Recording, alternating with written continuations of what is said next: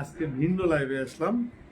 সেটা হচ্ছে যে মানুষের খুব বেশি হয়ে গেছে, যেটা হচ্ছে যে আমাকে দিয়ে অনেকেই অনেক বলছে যে আপনি যেহেতু সত্য বের করছেন এবং সত্য নিয়ে কাজ করছেন, সেজন্যে অনেক জেলা থেকে এবং থানা থেকে আমার কাছে অনেক অভিযোগ আসছে এবং তারা বলেছে যে আসলে এগুলো নিয়ে কাজ করার জন্য, যেহেতু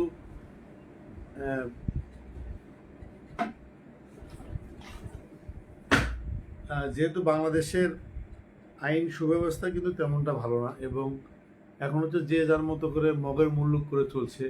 এই বিষয়গুলো নিয়ে হচ্ছে যে কথা বলছি। এটা হচ্ছে যে আজকের যে বিষয় আমরা কিন্তু হেডলাইনে দেখছি যে মাহবুব নামে একজন সিলেটের কয়েকজনের থেকে প্রায় কোটি টাকা আত্মসাৎ করে পালিয়েছেন এবং কেন পালিয়েছেন সেই বিষয়টা যদি একটু আপনাদের যুক্ত করি। আজকে একটা ভিন্ন প্রসঙ্গে নিয়ে কথা বলছি যে জনপ্রিয় গার্লস গ্রুপের সাবমিস কিংডম জনপ্রিয় মডারেটর নুসরাত জাহান তিশা, উনি একজন টিকটকার, এর এক্স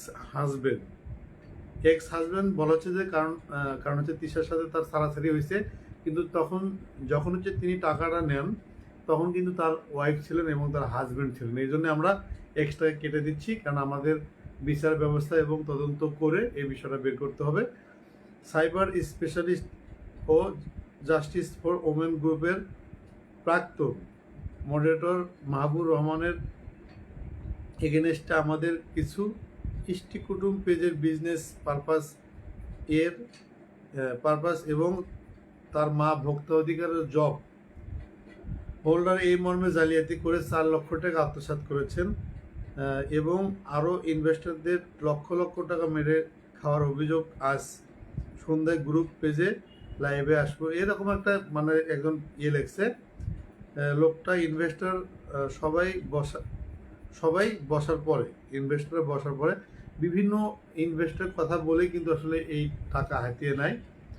এই বিষয়টা ইষ্ট কুটুম গ্রুপ থেকে অনেকে জানিয়েছেন, তারা আজকে এই ইয়েতে যুক্ত হবেন।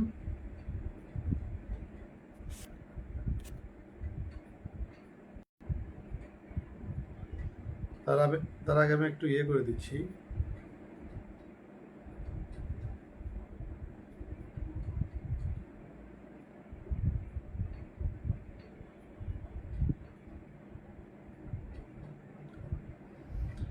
আপনারা সঙ্গেই থাকবেন এবং হচ্ছে যে এই বিষয়গুলো হচ্ছে যে আমরা জানাবো। আমাদের সাথে যুক্ত হবেন তারা আসলে কথা বলেছে এই বিষয়টা তারাই কথা বলবে কিভাবে প্রতারণা করেছে এই মাহবুব। আমরা সেই প্রসঙ্গেই কিন্তু আমাদের সাথে যুক্ত হবে 4 জন। তারাই আসলে বলবে কোন কোন বিষয় নিয়ে টাকাগুলো হাতিয়ে নিয়েছে।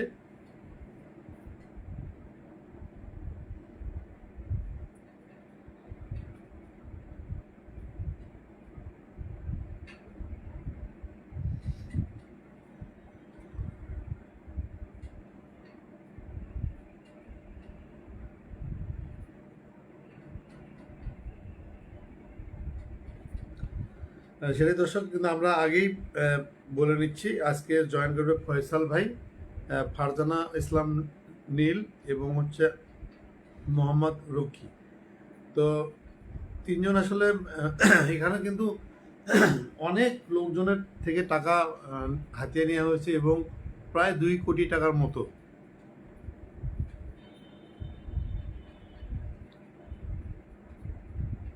ঠিকঠাক আর্থিক রহমান হচ্ছে ঠিকঠাক বাংলাও পড়তে পারেন না। দেখেন বিষয় হচ্ছে যে সে যেভাবে ইংলিশ কি বাংলা স্ট্যাটাস দিয়েছে সেটাই আপনাদের পড়ালাম। আর এই বিষয়টা কিন্তু আমি টোটালি জানি না। আমাকে রিকোয়েস্ট করা হয়েছে যে জানানো হয়েছে যে মাহবুব নাম হচ্ছে যে লোকটি অনেকের থেকে প্রায় কোটি টাকা, সর্বমোট হিসাব করলে 2 কোটি টাকার মতো নিয়ে গেছে এবং সেই বিষয়গুলোই আমরা আপনাদের জানাচ্ছি। এই গল্পটা আসলে তার থেকে শুনবো। কারণ হচ্ছে যে আমার কাছে মনে হচ্ছে যে বাংলাদেশের প্রতিটা কোনায় প্রতিটা জায়গায় আমার কাছে মনে হচ্ছে যে অনেক মানুষ নির্যাতিত এবং হচ্ছে বিভিন্ন বাটপারের কাছ থেকে তারা হচ্ছে যে বিভিন্ন থাকে না যে আজকে আমি রামপুরা থানায় গেছি একজনকে নিয়ে, সেখানে আজকের যে ঘটনা সেটা হচ্ছে যে আমি যেটা জানতে পারলাম যে এক মেয়েকে হচ্ছে যে বিয়ে করা হয়েছে 2020 সালে। সেখানে তার থেকে প্রায় 40 ভরি স্বর্ণ এবং ফার্নিচার এবং পোশাক আশাক নিয়ে মানে বউকে ঘর থেকে বের করে দিয়ে জামাই পালায় গেছে। এটা কিন্তু একটা অন্যায়। কারণ হচ্ছে যে যে এই মেয়েটাকে বিয়ে করে সে বাটপাড়া হচ্ছে সিটি ব্যাংকে চাকরি করতো, তার পরিবার টোটালি একটা বাটপাড়া। এই যে মহিলার এতগুলো টাকা 40 লাখ টাকার মতো কিন্তু নিয়ে পালিয়ে গেছে। আমি ওখানে গিয়ে পুলিশের সঙ্গে কথা বললাম, তারা তাকে সহযোগিতার আশ্বাস দিয়েছে। এই বিষয়গুলো কিন্তু দেখেন তিনি 3 বছর যাবৎ কিন্তু পারতেছে না। আমার কাছে কেউ যদি সাহায্য চায়, আমি যদি মনে হয় সেখানে কিন্তু আসলে আমি চেষ্টা করবো যে তাদের যদি হেল্প হয়। এখানে আমার কোনো স্বার্থই নাই। কারণ হচ্ছে যে তাদের ভাষ্যমতো যে মাহবুব নামে যে লোকটি, তিনি হচ্ছে যে এখানে কিন্তু জানানো হয়েছে,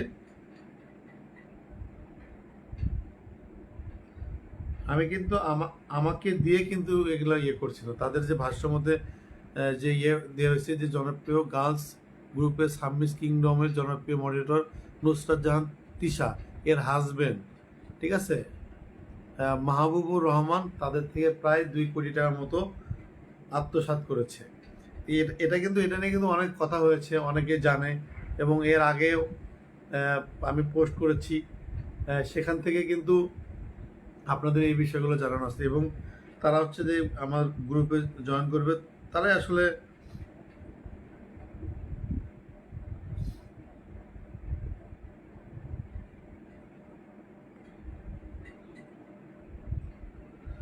তাদের কাছ থেকে শুনবো। আমি আমার যতটুকু হচ্ছে যে মেসেজ, এটা কিন্তু আপনাদের আমি জানাইছি, এবং এই বিষয়গুলো তারাই ক্লিয়ার করবে। এবং এটা নিয়ে হচ্ছে দীর্ঘ 1 মাস আমরা কথা বলবো। কথা বলে যদি মনে হয় যে মাহবুব সত্যিকারই টাকা নিয়েছে এবং তাকে হচ্ছে যে এই টাকা সবাইকে ফেরত দিতে হবে। যদি ফেরত না দেওয়া হয়, যদি প্রমাণিত হয় যে মাহবুব টাকা নিয়েছে, সেক্ষেত্রে মাহবুবের নামে আমরা হচ্ছে সংবাদ সম্মেলন করব, এবং হচ্ছে যে সংবাদ সম্মেলনের পরে যদি সে মানে ভুক্তভোগীদের টাকা না দেয়, সেক্ষেত্রে আমরা তাকে মামলার কাঠগড়ায় দাঁড় করাবো। এখানে আমার কোনো স্বার্থ নাই। কারণ হচ্ছে যে এটা হচ্ছে সবার পক্ষ থেকে আমি জাস্ট একটা মেসেজ। কারণ হচ্ছে ভালো কাজের সাথে আকাশ নিবি সবসময় আছে, এবং আমি থাকতে চাই। এই মেসেজটাই আসলে আপনারা সবাইকে দিবেন। কারণ হচ্ছে যে তিনি প্রায় আমার জানা মতে 100 জনের বেশি লোকের থেকে এইরকম তিনি টাকা প্রতারণা করে নিয়েছেন, এবং এই গল্পটা আমরা এই ভুক্তভোগীদের আমরা সাথে নিচ্ছি, এবং তারাই বিষয়টা বলবে। সেটা হচ্ছে যে আপনারা রিকোয়েস্ট পাঠাবেন, এবং নেটওয়ার্কের একটা বিষয় থাকে। যদি রিকোয়েস্ট পাঠিয়ে অ্যাকসেপ্ট না হয়, আপনারা হচ্ছে টোটাল লাইভটা হচ্ছে কেটে একদম করে দিবেন, বের হয়ে যাবেন, আবার নতুন করে ঢুকে আবার হচ্ছে যে রিকোয়েস্ট পাঠাবেন।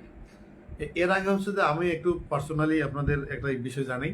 কারণ হচ্ছে যে বর্ষা চৌধুরী আমাকে সব পেজ থেকে ব্লক করে দিচ্ছে। আমি তার ভিডিও দেখিও না, দেখতে পারিও না, এবং দেখতে চাইও না। অনেকেই মানে গ্রুপ থেকে আমাকে ভিডিও কেটে কেটে পাঠায়। তখন হচ্ছে যে এখানে যে ফারজানা ইসলাম লিখেছে 103 জন। আসলে এই বিষয়টা আপনারা জানাবেন। আমি জাস্ট আপনাদের একটা মাধ্যম। আপনাদের থেকে কিভাবে টাকা নিয়েছে এই প্রতারক, এবং কি বলে আপনাদের কোটি টাকা আত্মসাৎ করছে, এই বিষয়গুলো আপনারা জানাবেন। এবং আপনাদের 1 মাস হচ্ছে আপনাদের সময়। আপনারা হচ্ছে প্রমাণ করবেন আপনাদের থেকে টাকা নিচ্ছে। যদি টাকা নিয়ে থাকে, সেই টাকা তুলে দেওয়ার যে সাহায্য, সেটা আমি করব। এখানে আমার কোনো লাভ লোকসান কোনো কিছু নেই। এটা হচ্ছে আপনাদের স্বার্থে। আমার কাছে একজন চেয়েছে যে আমি যেন আপনাদের সাহায্য করি। যেহেতু আমাকে মানুষ বিশ্বাস করে এবং ভালোবাসে, সেই জায়গা থেকে আমার কাছে মনে হচ্ছে যে আপনাদের এটা সাহায্য করা দরকার। যেহেতু আপনাদের সাথে প্রতারণা করেছে, আমার কাছে মনে হয় যে এটার পক্ষে আসলে কাজ করা উচিত। এরকম আরও যারা বিভিন্ন প্রতারণা এবং বাটপাড়ির পড়েছেন এবং আপনাদের টাকা আত্মসাৎ করেছেন, ন্যায় বিচার পাচ্ছেন না, সেখানে আসলে আমরা প্রতিবাদ করাটাই হচ্ছে যে আমাদের মুখ্য কাজ, আর কিছুই না। এবং তারাই কথা বলবে বিষয়গুলো। আপনারা 3 জন আজকে জয়েন করবেন, তিনি জয়েন করে আপনারা আপনাদের বিষয়গুলো জানাবেন। ইষ্টি কুটুম হচ্ছে যে জয়েন করেছেন, একটু নামটা বলবেন এবং নামটা বলে আপনার হচ্ছে যে বিষয়গুলো আপনি বলেন, আর বাকিরা জয়েন করুন।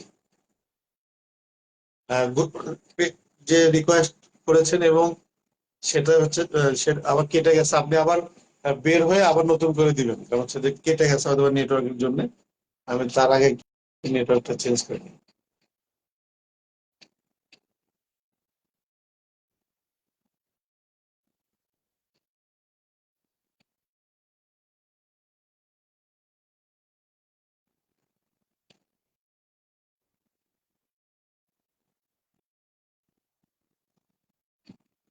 এখানে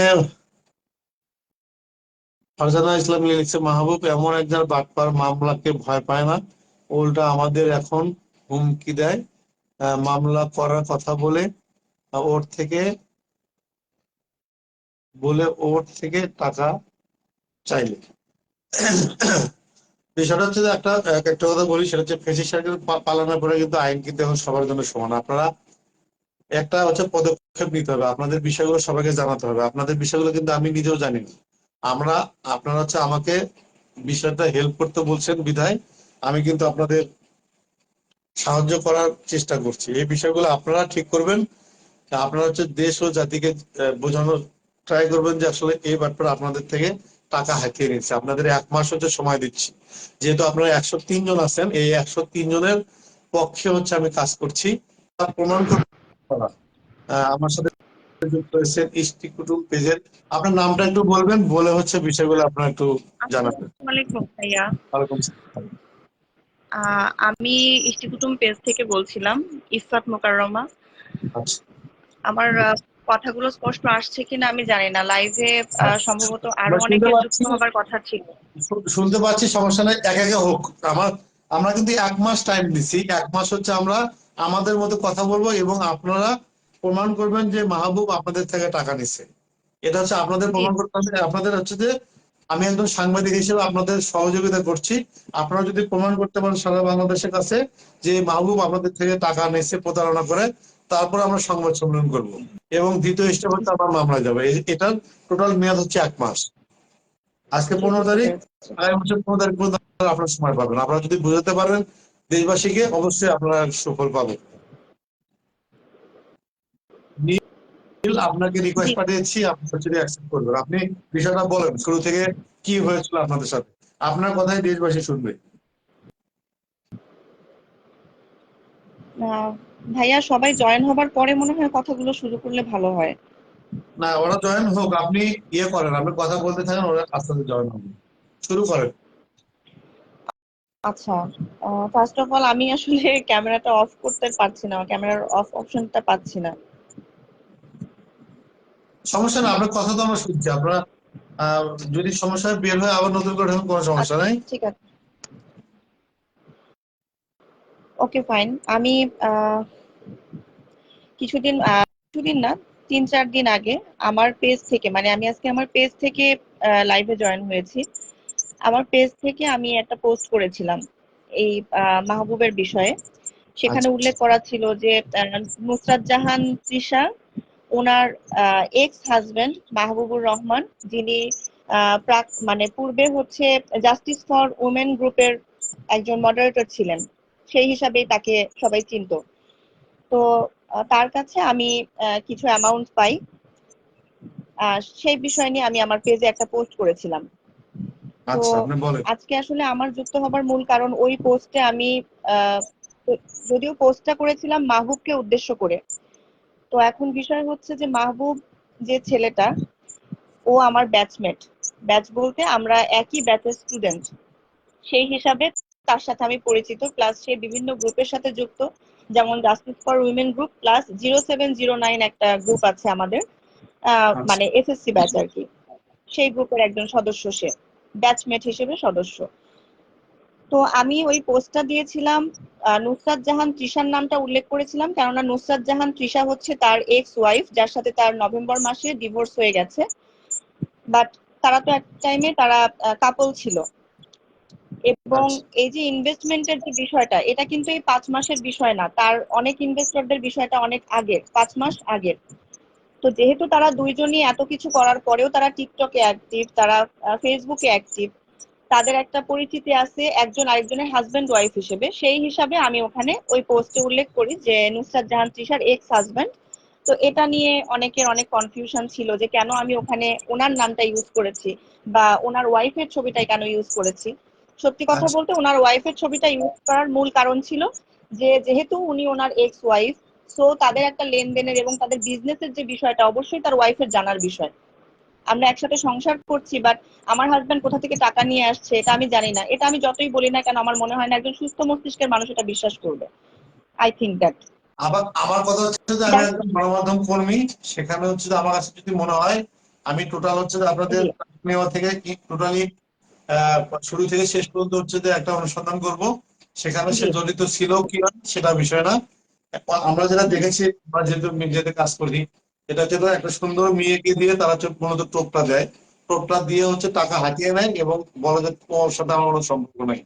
আমি শুরু থেকে এ হুম হুম পর্যন্ত টোটালি একটা একটা অনুসন্ধান করবো, করে হচ্ছে আপনাদের জানাবো তিনি আসলে জড়িত ছিলেন কেন। এবং হ্যাঁ কোটিটা হাতিয়ে নিয়ে যখন চলে গেলেন তাকে হচ্ছে যে বউ এবং এক্স হাজবেন্ড বানিয়ে দেবে, এটা তো হবে না।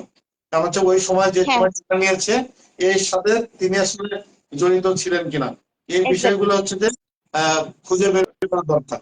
এবং আপনার এই মাহবুব আসলে কিভাবে টাকা নিত এবং কিভাবে হুম প্রতারণা করতো, এই বিষয়গুলো যদি একটু ক্লিয়ার করতেন। আমি কিন্তু আবারও বলছি, এখনো জি বলছি, আপনাদের এই বিষয়গুলো কিন্তু আমি জানি না এবং হচ্ছে অজ্ঞ। হুম যেহেতু বাংলাদেশের মানুষ আমাকে বিশ্বাস করে, বিশ্বাসের জায়গা থেকে আপনার সঙ্গে রিকোয়েস্ট করছেন যে এটা তদন্ত আপনি নেবেন এবং এই বাটপারকে শাস্তির আওতায় নিয়ে আসবেন, এই তো এটাই আপনাদের জন্য হ্যাঁ খুশি। জি ঠিক জি আছে, আপনার জি বলতেন যে মাহবুব আসলে কিভাবে টাকা নিতেন, আপনার সাথে আরো দুজন যুক্ত হবেন, যুক্ত হওয়ার পরে তারাও হুম ক্লিয়ার করবেন, কিন্তু আপনি শুরুটা করেন, মানুষকে আসলে জানাতে চান। Okay fine. এখন আমার আমার সাথে টাকা নেওয়ার বিষয়টা এখানে আমি ক্লিয়ার করতে চাই যে I am not a investor. আচ্ছা মাহবুবের সঙ্গে আমি কোনো ইনভেস্টমেন্ট বা লাভ লসের কোনো মানে ব্যাপারে আমি যুক্ত ছিলাম না, আচ্ছা কারণ সে আমার ব্যাচমেট ছিল। এবং আমার সাথে কাহিনীটা শুরু হয় 2023 সালে। এটা ছিল জানুয়ারি মাসের 29 তারিখ।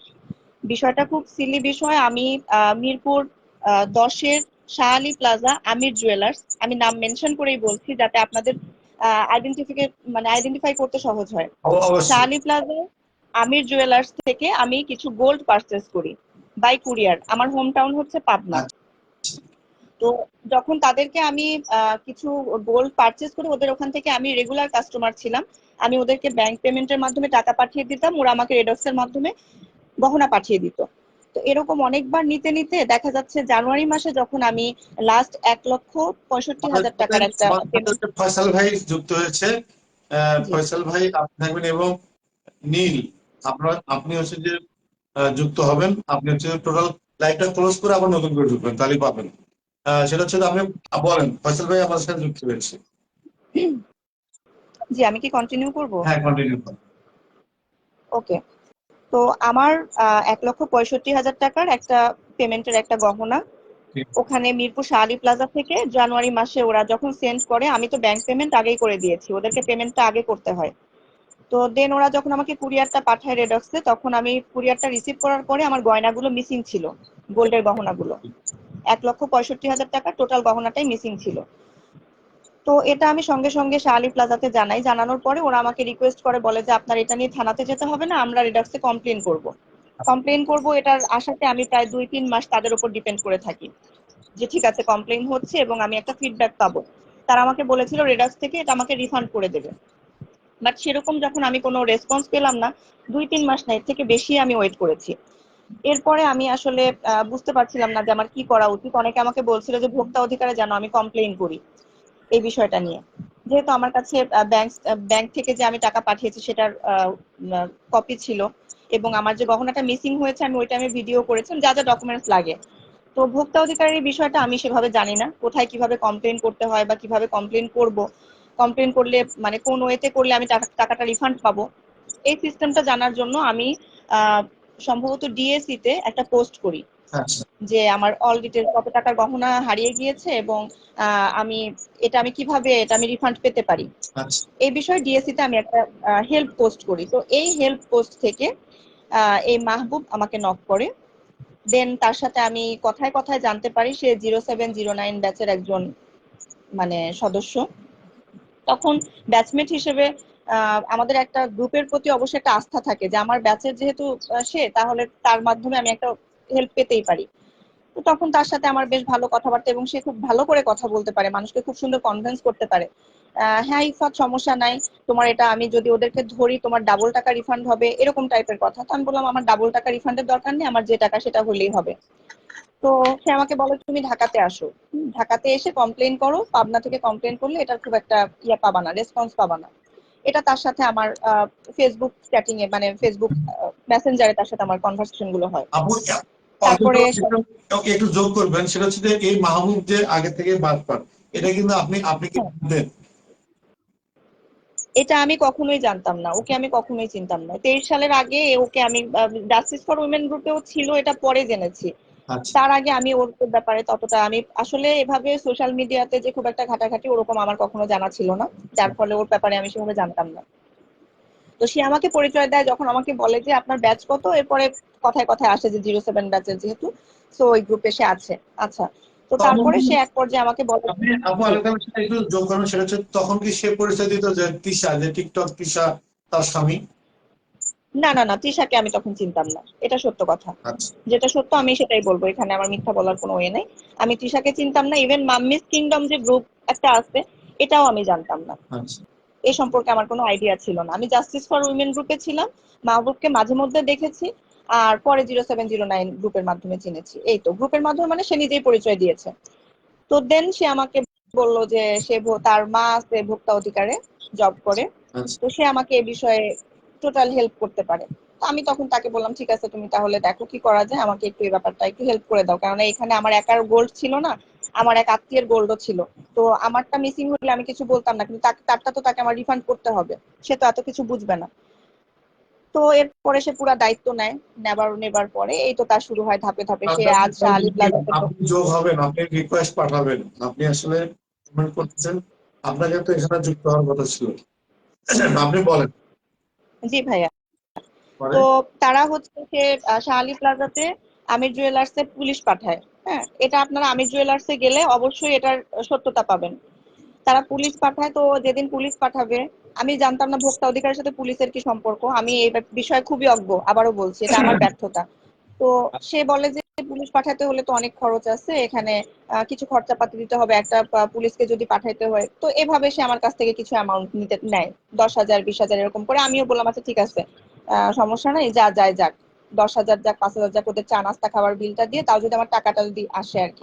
আচ্ছা এইভাবে তাকে আমি 10,000 20,000 এরকম করে দিতে থাকি। দেন এরপরে আহ, বেশ লং একটা গ্যাপ যায়, 23 সাল পার হয়ে যায়। 24 সালের আমি ফেব্রুয়ারি মাসের দিকে, আমার ঠিক ডেটটা মনে নাই, এটা ফেব্রুয়ারি আসলে মাসের দিকে আমি মোট কত টাকা ওই দিয়েছিলেন? আপনি মোট জি কত জি, টাকা দিয়েছিলেন? আমার মানে মোট পুলিশ মোট কত টাকা? এ পর্যন্ত মোট দেওয়া 3,75,000। আচ্ছা আচ্ছা আচ্ছা, তো সরি 23 সালের হচ্ছে আমার এটা এটা আমি ওখানে ভোক্তা অধিকারে কমপ্লেন করি হচ্ছে সম্ভবত মে মাসের দিকে কমপ্লেন করি, এবং কমপ্লেনটা মাহবুবই করায়। ঢাকা থেকে ও কিভাবে অনলাইনে প্রসেসিং করেছে আমি জানি না, রিসিট টিসিট সবকিছু ও নিজে, আমাকে রিসিটও দেওয়া ছিল। তো সেখানে তার নাম আমার নাম ছিল, তার ফোন নাম্বার দেওয়া ছিল, এভাবে রিসিটটা করা ছিল। তো কমপ্লেনটা ও করায় দেয়, করানোর পরে সে পুলিশ পাঠায় কি কাকে পাঠায়, কাকে পাঠানোর জন্য সে টাকা নিত আমি জানি না। সেখানে যেটা গেছে ওই অ্যামাউন্টটা আমি আমার অ্যামাউন্টের মধ্যে ধরছি না এখন, জিস্ট যে অ্যামাউন্টটা সেটাই আমি বলবো। তো ওখানে আহ, সে রিসিট টিসিট দিয়ে সে ওখানে গোল্ডের জুয়েলারির দোকানে যোগাযোগ করেছে। করার পরে একটা পর্যায়ে সেই যোগাযোগ করে টাকাটা, ফুল টাকাটা সে উইথড্র করে নিয়েছে, তুলে নিয়েছে গোল্ডের দোকান থেকে। আমি সেটা জানতাম না, এবং আমার সাথে তাদেরকে যোগাযোগও করতে দেওয়া হয়নি। সে গিয়ে বলেছে যে সে আমার প্রতিনিধি, এবং আমিও ওখানে বলেছিলাম যে হ্যাঁ আমার হয়ে ওই ছেলেটাই যা করার করেছে, কমপ্লেন করার করেছে, সুতরাং তার সাথে আপনারা কথা বলেন, আমি এগুলা ভেজাল চাচ্ছি না। আমার একটা ধারণা ছিল যে গোল্ডের দোকান থেকে আমাকে টাকাটা রিফান্ড করবে না। এরপরে যখন আমি দীর্ঘদিন আমি মাহবুবকে ফোন দেই, সে ফোন ধরে না, হুট করে দেখা যায় লাপাতা হয়ে যায়, আবার বলে আমি বিদেশে আসছি, এখানে আসছি, বিভিন্ন রকম বাহানা দিতে থাকে। তো তারপরে আমি গোল্ডের দোকানে আমি ওদের সাথে যোগাযোগ করি যে আপনারা কি আমার টাকাটা রিফান্ড করবেন না। তখন তারা আমাকে খুব রুডলি অ্যান্সার দেয়, বলে যে আপনার টাকা তো রিফান্ড হয়ে গেছে, আপনি না ওই যে আপনার কি ভাই না কে হয় মাহবুব, তাকে দিয়ে তো আপনি টাকাটা নিয়ে গেছেন, আবার কতবার নেবেন টাকা। তখন আচ্ছা, আমি বললাম আমি তো জানি না, এই বিষয়টা তো আমি টোটালি অজানা। তো মানে তারা আমাকে একটা আপনার টাকা মাহবুব নিয়ে গেছে, আপনি জানেনই হ্যাঁ, না। না আমি জানি না। তো তারপরে আমি এটা জানার পরে আমি আর তাদের সাথে কোনো কথা বাড়াই নাই। তারা আমাকে একটা রিসিপ্ট দেখায় যেখানে ওই ছেলেটার সাইন ছিল। আই ডোন্ট নো এটা তার আসল সাইন না নকল সাইন। আচ্ছা তারা যে টাকাটা দিয়েছে, ও যে বুঝে পেয়েছে, সেটার একটা রিসিপ্ট ছিল। তো তারপরে আমি মাহবুবকে এই কথাটা বলি, বলার পরে সে বিভিন্ন রকম কজ দেখায়, তার বিজনেসে অনেক সে লস খেয়েছে, তার বিভিন্ন রকম কমপ্লিকেশন যাচ্ছে, এটা সেটা অনেক রকম কথা। হ্যাঁ, সে আমাকে জানাইতো, মানে অল্প দিনের মধ্যে জানাইতো, কিন্তু তার অনেক কাজ পড়ে গেছে, সে বিভিন্ন ঝামেলার কারণে আমাকে জানাইতে পারে নাই। আমার টাকাটা হেফাজতে রাখা আছে এবং সে সেটা যথাসময়ে আমাকে ফেরত দিবে, রিটার্ন করবে, আচ্ছা এরকমই কথা তার সাথে আমার হয়। আমি আর তখন কোনো চাপ তাকে দেই নাই, কারণ আমার তখন ওই টাকাটার প্রয়োজন ছিল না। বা আমি আসলে দেখছি যে এখন চাপ দিয়ে যার, ওর কাছে চাপ দিয়ে কোনো লাভ নাই, যেহেতু সে বিপদে আছে বলতেছে, আমি তার কথাটাই বিশ্বাস করেছি। তো আচ্ছা। এরপরে 24 সালে এসে, 24 সালের মার্চ মার্চ ফেব্রুয়ারি মার্চ, এই মান্থের মধ্যে তার ফ্যামিলি মেম্বারের মধ্যে কেউ একজন খুব সিক আরেকবার হয়। রিকোয়েস্ট দিবেন, আপনার রিকোয়েস্টটা কাটে গেছে। আপনি হচ্ছে ক্লোজ করেন, টোটাল লাইভটা ক্লোজ করে আবার নতুন করে দেন। আমরা অল্প একটু ফয়সাল ভাই শুনি। ফয়সাল ভাই টোটালি একদম চুপ হয়ে আছে। ফয়সাল ভাই একটু যদি বলতেন যে না মাহবুবটা। আমি চাচ্ছি যে ইফাত আপুর ঘটনাটা শেষ করুক, তারপর ওই যে নীল আপু যদি আসে বা রকি ভাই যদি আসে, তারা ঘটনাটা বলার পর তারপর আমি ইয়ে করব, ওই টোটাল যে র্যাপ আপের যে বিষয়টা আছে ওর আচ্ছা 2012 সাল থেকে হিস্ট্রিটা তখন আমি বলবো আর কি। কারণ এখানে অনেকে কনফিউজড হতে পারে যে ইনভেস্টরের টাকার মধ্যে আবার কিভাবে এই গয়নার দোকানের টাকা চলে আসলো, অনেকের এটা আচ্ছা কোশ্চেন জি। থাকতে পারে। তো এটার ঠিক আছে। ব্যাখ্যাটাই আমি দেব সবার শেষে দেই। আচ্ছা হ্যাঁ, অলরেডি কিন্তু এটা কিন্তু গসিপ ওরা কিন্তু ক্রিয়েট করেছে, আপনি অলরেডি বলেন কিন্তু কিছু ইফাত গসিপ আপু, ক্রিয়েট আপনি করেছে। বলেন, আচ্ছা ঠিক আপনি আছে। তো বলেন, সমস্যা নেই। তারপরে এরপরে বিএনপি রিকোয়েস্টটা নেক্সট মান্থ মানে করেন, আপনি বলেন। 2024 2024 এই লোকই বলবো আমি, আর আর নাম মেনশন করব না। এই লোকের মানে তার ফ্যামিলি মেম্বারের মধ্যে কেউ একজন খুব অসুস্থ হয়, তার ওয়াইফ কি তার মা, আই ডোন্ট নো। সে একদম পুরাপুরি মরিয়া হয়ে আমার কাছে কিছু টাকা, মানে সে মানে একদম পুরাপুরি কাতর স্বরে যে আমাকে কিছু টাকা এই মুহূর্তে যদি তুমি দিতা, আমি দুইটা সহ তোমাকে একবারে ফেরত দিতাম। তা আমি ওই সময় আসলে সেকেন্ড টাইম কোনো কিছু ভাবি নাই, কারণ ফ্যামিলি মেম্বার অসুস্থ হলে কেমন হয় এটা আমি ফিল করি। তো ওই টাইমে তাকে আমি টাকাটা ধার স্বরূপ দিই, 1,40,000 টাকার মতো। তো মানে আগের ধার টাকা তো স্বরূপ দিই। দিছেন, আগের হ্যাঁ হ্যাঁ, টাকা নিয়েছে, আবার আবার নতুন করে ইয়ে এবং করছে। নীল আপনাকে খুবই রিকোয়েস্ট কাতর দিয়েছে, ছিল, অ্যাকসেপ্ট করেন। খুবই খুবই কাতর ছিল। তার ফ্যামিলি মেম্বারের মধ্যে কেউ একজন খুব অসুস্থ ছিল, এবং সে মানে তার ইনফেকশন মানে এত কিছু আমি মানে বুঝতেও পারতেছিলাম মানে না। আপনার হুট আপনার করে থেকে আইসিইউ, আপনার থেকে টাকা নেওয়ার জন্য যা যা করা দরকার ও করছে হ্যাঁ এবং একদম success। পুরাপুরি ক্লিয়ার হয়ে। এবং ওই টাইমে সে ফার্স্ট টাইম যখন আমাকে কল দেয়, তখন সে একটা ইন্টারনেট নাম্বার ইউজ করেছিল। আচ্ছা ওই নাম্বারটা আমার কাছে ছিল না, আমি জানতাম না, বুঝতে পারছিলাম না কি ধরনের নাম্বার, যাই হোক। তো তখন আমি তাকে তার সিটি ব্যাংকের অ্যাকাউন্টে টাকাটা পাঠাই। আচ্ছা এই হচ্ছে দুই দুই টার্মের টাকা নেওয়া।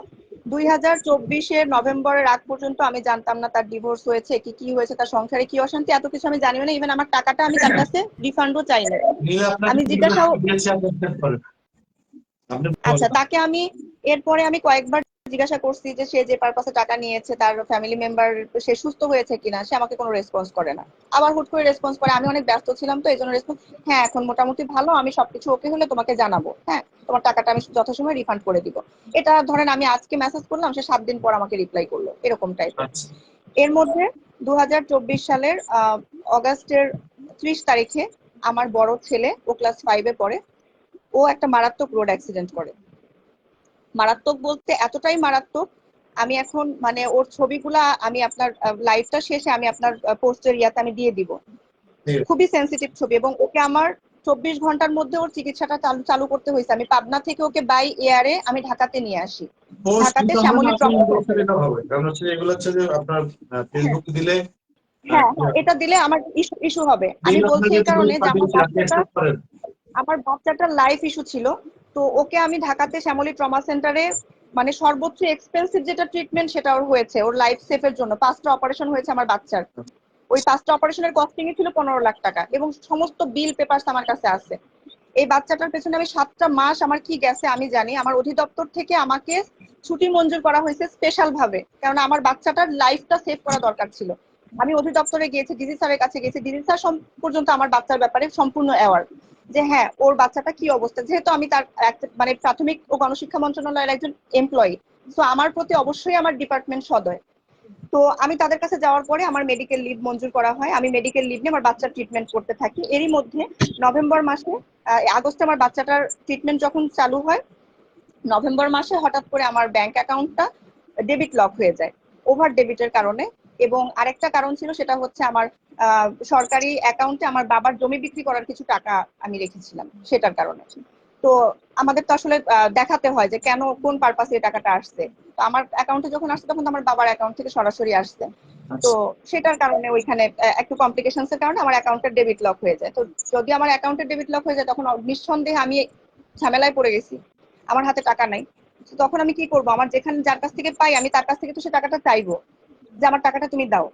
তো আমি মাহবুবের কাছে যে টাকাটা পাইতাম ওর কাছে আমি টাকাটা রিফান্ড চাই। আমি বলি যে তুমি আমার টাকাটা প্লিজ দাও, আমি এটা জানুয়ারি মাসে চাই। নভেম্বর মাসে আমার অ্যাকাউন্ট লক হয়েছে, আমি জানুয়ারি মাসে ওকে আমি খুব বিনয়ের সাথে, আমার চাইতে খুব লজ্জা লাগতেছিল ওর কাছে, আমার এই কথাটা বলতে খুব লজ্জা লাগছিল, কারণ তার আগে আমি দেখলাম যে ওর সম্ভবত ডিভোর্স হয়েছে। ওই পোস্টটা আমার চোখে আসলো ডিসেম্বরে। তো দেখলাম যে ছেলেটা ডিভোর্স হয়েছে, খুব একটা ফ্যামিলি ক্রাইসিসের মধ্যে আছে, কিভাবে বলি আমি এখন টাকার কথা। তারপরে আমি জানুয়ারি মাসে খুব বিনয়ের সাথে আমি বলছি যে আমি তোমার সাথে একটু দেখা করে কথা বলতে চাই। আমি ভাবতেছিলাম যে আমার বাচ্চার পেপারস গুলা দেখায় সবকিছু বুঝায় আমি তার কাছে টাকাটা রিফান্ড চাবো, যে আমার আসলেও টাকাটা প্রয়োজন। তো আমি তাকে বলি, খুব রিকোয়েস্ট করি, তখন সে বলে যে না তুমি বলো, তুমি ফোনেই বলো কি হয়েছে, কি বিষয় আসে। তো তখন আমি তাকে ডিটেলসটা খুলে বলি যে দেখো মাহবুব, আমি খুব ক্রাইসিসের মধ্যে আছি, তুমি আমাকে প্লিজ মানে আমাকে টাকাটা রিফান্ড করো বা আমাকে টাকা জোগাড় করে দাও, যে তোমার কাছে যেহেতু নাই তুমি যখন আমি টাকাটা চাই তখন সে আমাকে বলে যে আমার তো কয়েকদিন আগে ডিভোর্স হয়েছে ইফাত, 5 লাখ টাকা দিয়ে আমি আমার বউকে ডিভোর্স করছি, তুমি তো জানো না হয়তো বা। এখন আমার হাতে তো এই 5 লাখ টাকা দেওয়ার পরে আমার আর কিছুই নাই, আমি খুব ক্রাইসিসে পড়ে গেছি, আমি এখন কি বলি।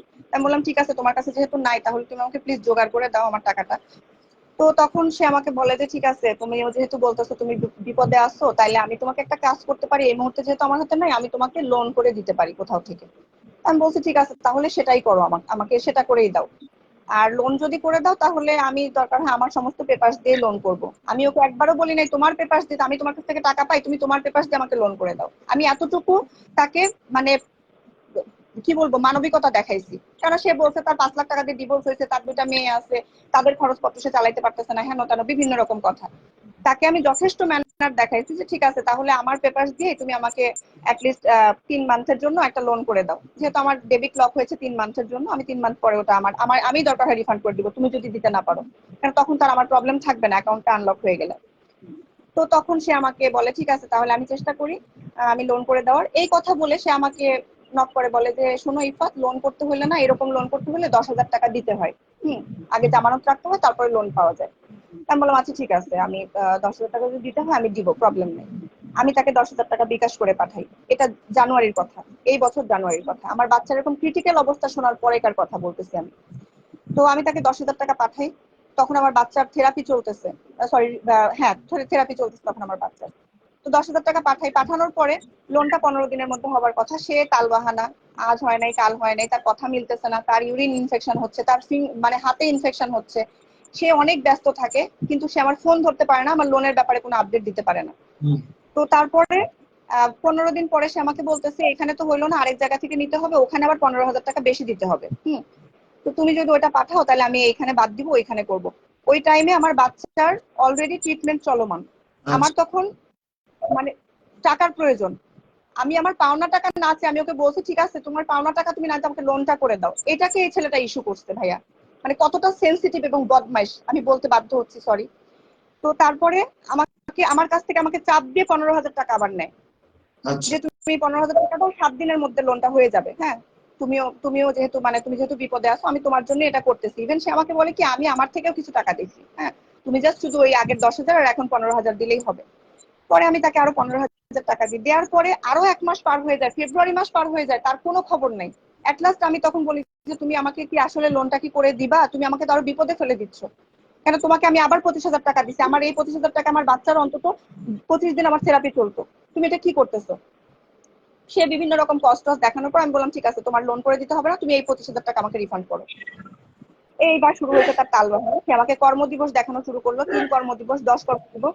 লাস্টে আমি আমার 0709 এর এক এসআই ফ্রেন্ড ওকে দিয়ে আমি নক করাই যে তুমি প্লিজ ডিটেলসটা খুলে বলি। সেও আমাকে বকাঝকা শুরু করে যে তুমি কেন এই বাটপারকে টাকা দিতে গেছো এইভাবে, এভাবে টাকা দিছো তুমি, ও তো এখন টাকা দিবে না। পরে ওই ছেলেটা একে নক করে, ও হচ্ছে মোহাম্মদপুর থানায় আছে মেয়েটা, জুয়েল রানা। আপু ও এর মাধ্যমে 0709 যে নীল আসলে যুক্ত হতে পারতেছে না, তো সে একটা মেসেজ করছে আমাকে 2 বছর শুধু এটা বলে ঘুরেছে কাল সকাল 12টার মধ্যে আপনার অ্যাকাউন্টে টাকা ঢুকবে। দুপুরে কল দিতাম ভাইয়া টাকা কই, সে বলছে 4টার পরে ঢুকবে। এভাবে আজ না কাল, কাল না পরশু, এভাবে 2 বছর ঘুরাইছে। পরে ওর বউকে বললাম, ওর বউ বলে আসলে আমরা দুজনকে রিকোয়েস্ট করি কেউ কারো ব্যাপারে কথা বলেন, আপনি মাহবুবের সঙ্গে কথা বলেন, আমি এটা নিয়ে কিছু বলতে চাচ্ছি না, আমি বলতে পারবো না, ঠিক আছে। এর হচ্ছে নীলের হচ্ছে একটা ভাইয়া এটা এটা একদম মানে এক্স্যাক্টলি কথা। আমার বাচ্চাকে নিয়ে আমি হসপিটালে, আমি মাহবুবকে নক দিয়ে যে মাহবুব আমি বাচ্চাকে নিয়ে হসপিটালে আসছি, প্লিজ তুমি আমার এই 25,000 টাকা অ্যাটলিস্ট আমাকে সেন্ড করো। সে আমাকে বলে কি এই সন্ধ্যা 7টার মধ্যে পাবা, রাত 12টার মধ্যে পাবা, 1টার মধ্যে পাচ্ছ, কালকে পাচ্ছ। এইভাবে সে আমাকে হ্যারাসমেন্ট গুলা করছে। এই বাচ্চার ক্রিটিক্যাল মোমেন্ট, আমি আগের কথা বাদ দিলাম ভাইয়া, আসলে এই মোমেন্টে একটু বলবেন আপু এটা আসলে কত সালে এবং সেটা এটা এই বছরের ঘটনা ভাইয়া, এই বছরের। আচ্ছা আচ্ছা 25 সালের কথা বলতেছি। আমার বাচ্চার অ্যাক্সিডেন্টের পরে আমি এতটা ক্ষিপ্ত হতাম না তার প্রতি যদি সে এত বড় মানে বদমাইশি না করতো। আচ্ছা এরপরে সে আমার টাকাটা তো দিল না, আমার ফ্রেন্ড যে এসআই তাকে বলছে আমি টাকা দিয়ে দিব, অমুক দিন ডেট দিব, এসআই কে পর্যন্ত সে ডেট দিয়ে ঘুরাইছে, আচ্ছা এটার প্রমাণও আছে। এরপরে আমি আমার বড় বোনকে দিয়ে নক করাই, বড় বোনকে সে বহুদিন ডেট দিছে, এরকম করতে করতে সে মার্চ গেছে, এপ্রিল গেছে, ঈদ চলে আসছে, তার ডেট আর আসে নাই, তার কর্মদিবসও ফুরায় নাই। এট লাস্ট সে আমাকে, আমি যখন বলছি আমি তোমার বাসায় যাব, সে আমাকে বলে তুমি আমাকে হুমকি দিচ্ছ, আমি তোমার নামে উল্টা থানায় মামলা করব। আচ্ছা মানে মজা পাইছে আর কি আপনাদের নিয়ে। হ্যাঁ মামলা করবো। এখন আমি তো ঘাবড়ে যাই, আমার বোন বলে যে না এটা কোনো কথা না, ও তোমাকে এটা ভয় দেখাচ্ছে। এরপর আমার বোন ডিএসসি গ্রুপে একটা পোস্ট করে ওকে নিয়ে, আমার সমস্ত স্ক্রিনশট এবং সমস্ত প্রমাণ দিয়ে সংযুক্ত করে একটা পোস্ট করে, যে পোস্টটাতে আমি আরো দেখি যে এই ফার্স্ট টাইম আমি জানতে পারি যে আরো অনেক ভিকটিম আছে। ওই পোস্টের কমেন্ট বক্সে সব ভিকটিমরা এসে কমেন্টস করতে থাকে যে আমরাও তো এর কাছ থেকে টাকা পাই, এবং তাদের অ্যামাউন্ট অনেক বড় বড়, কারো 20 লাখ, কারো 5 লাখ এরকম।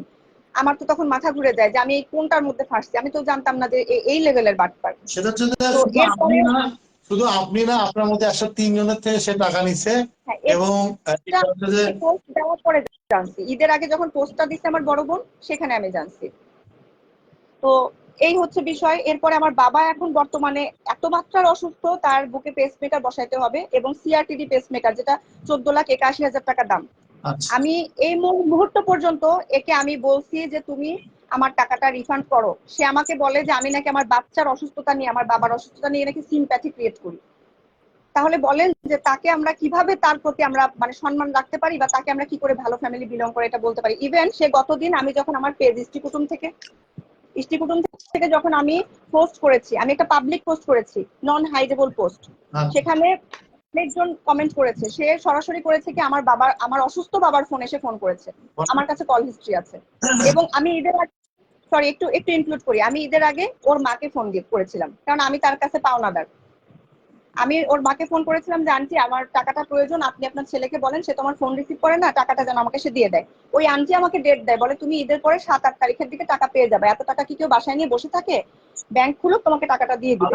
এই আপনি টাকা পান, আপনাকে টাকা দেওয়ার জন্য সে আরো হুমকি দামকি দিচ্ছে হ্যাঁ, এবং মামলার ভয় বাট আমি ফোন করেছি ভাইয়া টাকাটা নেওয়ার জন্য, পাই যে এটা জানানোর জন্য। সে আমার বাবাকে কোন পারপাসে ফোন দিতে পারে? সে আমার বাবার নম্বরে ফোন দিয়েছে, আমার অসুস্থ বাবার নম্বরে ফোন দিয়েছে, আমার মাকে হুমকি দিয়েছে যে আপনার মেয়ের নামে আমি দুদকে মামলা করব, আপনার মেয়ে হচ্ছে পোস্ট করেছে, পোস্ট ডিলিট করতে বলেন, তাছাড়া খবর আছে, আমি এই করবো ওই করবো। আমার মা তো এটা নিয়ে মানে সেও অসুস্থ হয়ে গেছে, কি ব্যাপার, এটা কেন হচ্ছে, এটা কি ধরনের কথা। তার আগের দিন আমরা বেশ কয়েকজন ভুক্তভোগী মিলে তার ওই বাসা বলতে তার মামার বাসা, তার বাসা, ওইদিকে আমরা গেছিলাম তার সাথে মিট করার জন্য। সে মিট করে নাই আমাদের সাথে, আমরা মীমাংসা করার জন্য গেছিলাম, সে মিট করে নাই। তার পরের দিন সে আমার বাবার নম্বরে ফোন দিয়েছে, আমার অসুস্থ বাবার নম্বরে ফোন দিয়েছে হুমকি দেওয়ার জন্য। তাহলে চিন্তা করেন যে কত বড় লেভেলের খেলোয়াড়। এবং একটু ইনক্লুড করি, এর ওয়াইফ নভেম্বর মাসে যখন ডিভোর্সের কথা দেখেছি তখন দেখলাম যে এর ওয়াইফ অনেক বড় মাপের টিকটকার, এবং সে মাম্মিস কিংডম গ্রুপে তাকে নিয়ে অনেক লেখালেখি, তাদের ডিভোর্স হয়েছে, কি কি পরকিয়া টরকিয়া হাবি যাবি এত কিছু আমরা সাধারণ জনগণ নাটক দেখিও না, বুঝিও না। তো আমি ওনার ওয়াইফকে নক করেছিলাম যে আপনার সাথে একটু কথা আছে, আমি কথা বলতে চাই, আপনার হাজবেন্ডের সাথে আমার এরকম একটা লেনদেন আছে, প্লিজ আপনি ওনাকে একটু কমিউনিকেট করার ব্যবস্থা করেন, অথবা ওনার বাসার অ্যাড্রেসটা আমাকে দেন।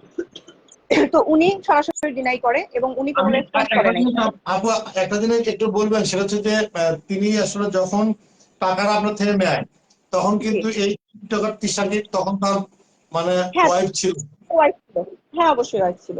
তার তো তাহলে ডিভোর্স হলো সে নভেম্বর। জানতো, বিষয়টা সে জানতো।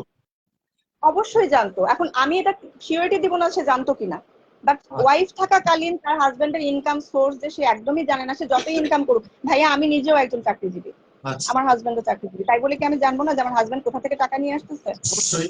আর সেটা হচ্ছে যে এটা কখনো। ফয়সাল ভাই, আপনি তো যুক্ত আছেন, একটু বলবেন আসলে মূল ঘটনা আপনি ভাইয়া যেহেতু। আপনি আমাকে মিউট করে দিবেন, ভাই আমাকে একটু মিউট করে দিবেন প্লিজ। আচ্ছা, ঠিক আছে। আচ্ছা। উম, আসসালামু আলাইকুম। আমার নাম হচ্ছে এস এম ফয়জুর আচ্ছা, রহমান ফয়সাল।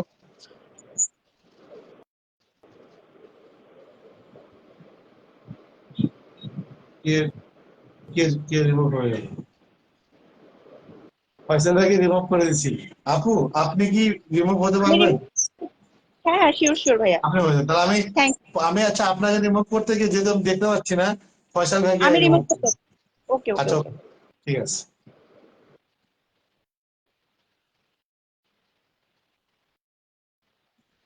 নীল, আপনি একটু রিকোয়েস্ট পাঠাবেন, আপনি নতুন করে। ফয়সাল ভাই, আপনি যুক্ত হয়েছে। ওকে ওকে, আমি আছি। আচ্ছা, নীলা আপা যুক্ত হোক, সমস্যা নাই।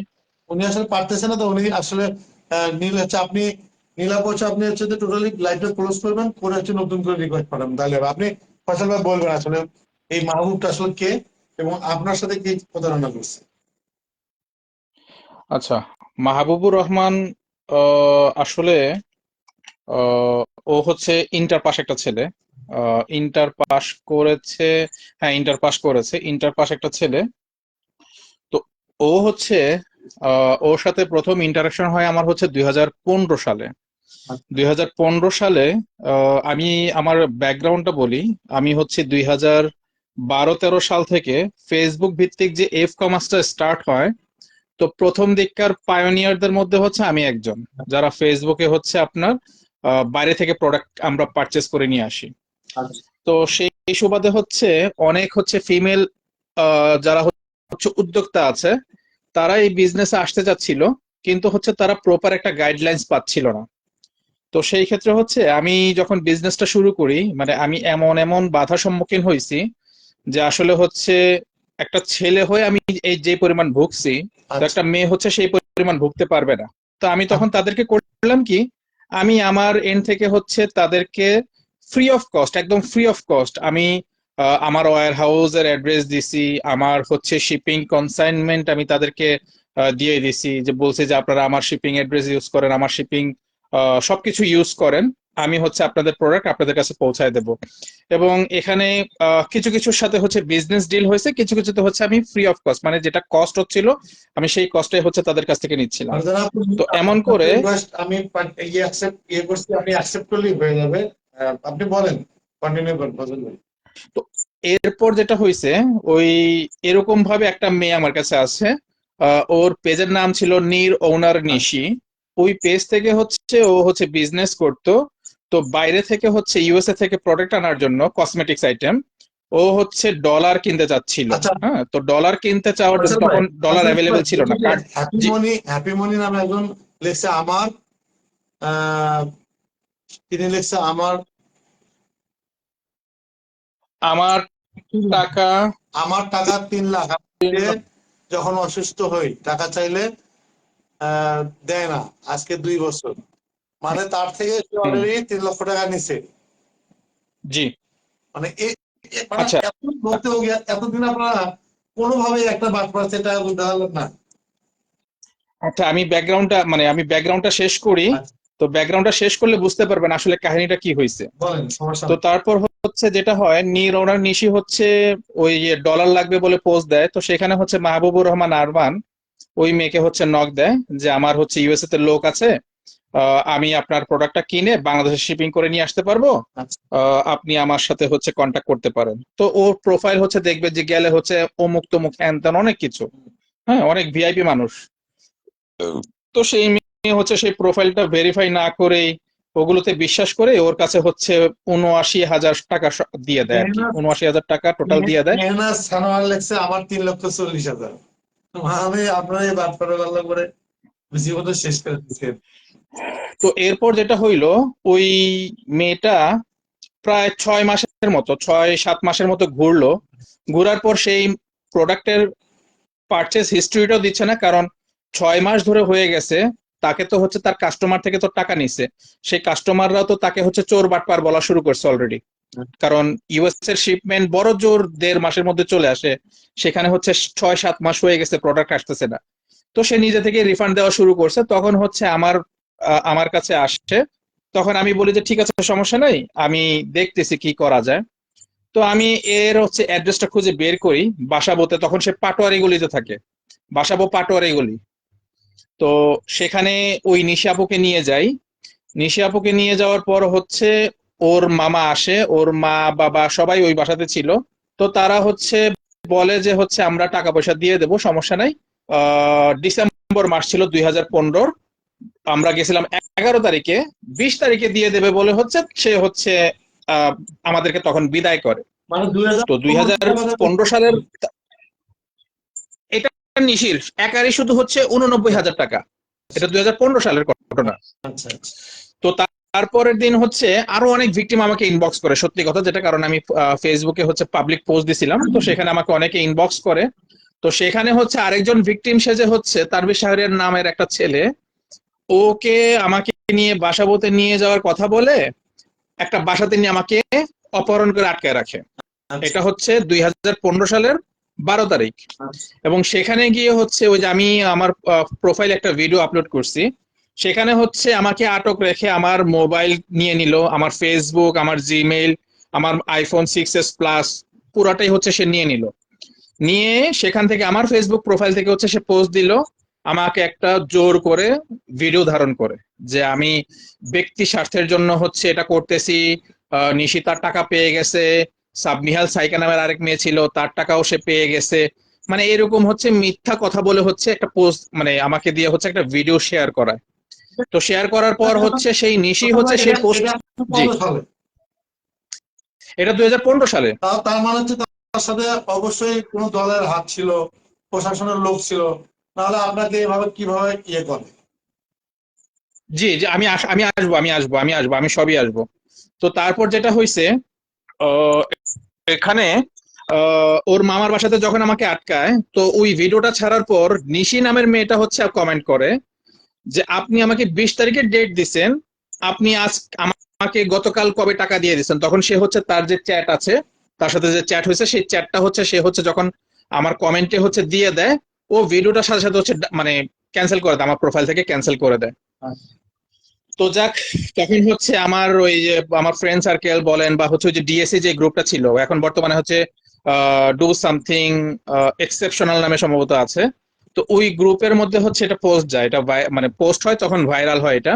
তো সেই পোস্ট থেকে হচ্ছে অনেকেই হচ্ছে আমাকে জানতো, তারা হচ্ছে সবুজবাগ থানাতে হচ্ছে এটা হচ্ছে কমপ্লেন করে যে সবুজবাগ থানাতে এই ছেলেটা উনাকে আটকে রাখছে, উনাকে আটকে রেখে হচ্ছে ভিডিও করতেছে।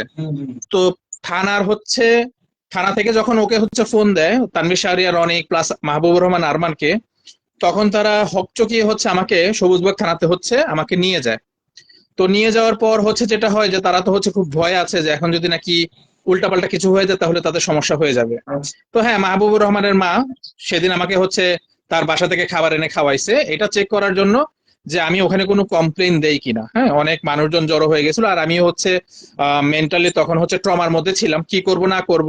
আমার চাচা এসে তখন হচ্ছে সবুজবাগ থেকে হচ্ছে আমাকে নিয়ে যায়, সবুজবাগ থানা থেকে আমাকে নিয়ে যায় আমার চাচা এসে। আচ্ছা, এটা গেল ২০১৫ সালের কাহিনী গেল। হ্যাঁ, তারপর আমার কিন্তু মোবাইল, আমার ফেসবুক, আমার জিমেল তাদেরই কিন্তু হাতে ছিল। তাদের হাতে ছিল এটা হচ্ছে 3 দিন 4 দিন পর, সম্ভবত 4 দিন পর হচ্ছে আমাকে দিয়ে দেওয়ার কথা সবকিছুই। বাট সেই যে শুক্রবার, আজ পর্যন্ত হচ্ছে সেই শুক্রবারের মিটিং এখনো পর্যন্ত হয় নাই। এটার হচ্ছে ভয়েস রেকর্ড আমার কাছে আছে। সেদিন আটকায় রাখার পর ওই যে ভিডিওটা যে করছিল সেই ভিডিওটা আমার কাছে আছে, যেটা আমি পোস্ট করছি। আর ওর মামা যে হচ্ছে, মামার বাসায় যে আমাকে আটকে রাখছিল, মাহবুবুর রহমান আরমান আমার মোবাইল দিয়ে একটা ছবি তুলে, সেই ছবিতে হচ্ছে তার মামা এবং তানভীর শাহরিয়ার অনেক মাঝখানে আমাকে জেরা করতেছে, ভিডিও করতেছিল সেই ভিডিওটা। এটা হচ্ছে সেই ছবিটাও হচ্ছে লিক হয়ে যাওয়ার পর সেই ছবিটা আমার কাছে চলে আসে। তো আজ পর্যন্ত আমি সেই মোবাইল পাই নাই। তো এইটা করতে গিয়া ওই যে আপনি যে বললেন যে প্রশাসন বা হচ্ছে একটা গ্রুপ গ্যাং, এখন ওই টপিকসটাতে আসতেছি।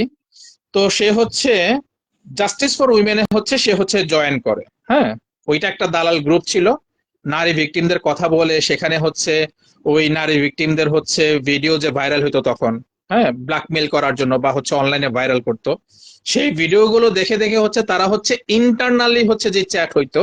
এখানে একজন লাইভ দেখতেছে, নাম হচ্ছে হাসিনা খাতুন, এই মেয়েটা আছে সম্ভবত।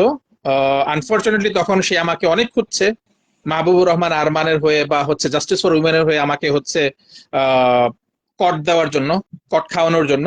বাট আনফরচুনেটলি এখন সে হচ্ছে আমার ব্যাচমেট, এটা জানতে পারি আর কি। ফয়সাল তো ভাই, আপনার কাছে সেও ভিকটিম। ফয়সাল ভাই একজন হচ্ছে আপনার কাছে একটা ইয়ে করছে যে টাকা উদ্ধার করতে গিয়ে আসলে আপনাকে আটকে রাখছিল। জি জি জি জি জি জি। আচ্ছা, সেলিনা পারভীন নামে লিখছে এই মাহবুব মানুষের টাকা মারতো এবং বিলাসিতা জীবন যাপন করতো আর ভিডিও ছাড়তো। এটা কি সত্য?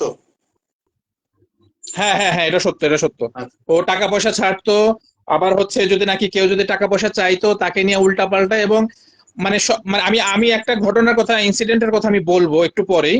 আমি জাস্টিস ফর উইমেনটাকে নিয়ে আসি। তো সেখানে হচ্ছে এত ভালগার ভালগার চ্যাট করতো, যে ভাইরাল হয়েছে একটা মহিলার, সে একটা ভিকটিম। সেখানে হচ্ছে চ্যাটের মধ্যে হচ্ছে সেটার যে প্রধান ইফরিত জারিন কুঞ্জ, সে হচ্ছে সেখানে বলতেছে যে ওই মহিলার বগলের নিচে কালো কালো বাল, ছি কত জঘন্য।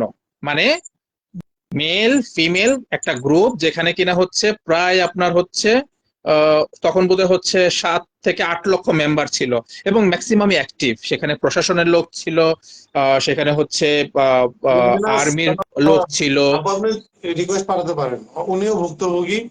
উনিও আসলে নীল আজকে তাহলে ইয়ে করার দরকার নাই, আপনি হচ্ছে পারতেছেন না, তাহলে আমরা মেহের আজকে নিব না, সমস্যা নাই, আপনি বলেন, ওকে। শুনছি। তো এরপর যেটা হয়েছে, ওই এগুলো নিয়ে হচ্ছে তাদেরও কিছু স্ক্যান্ডাল হচ্ছে বের হয়, মানে হচ্ছে টাকা পয়সা মানে নিয়ে।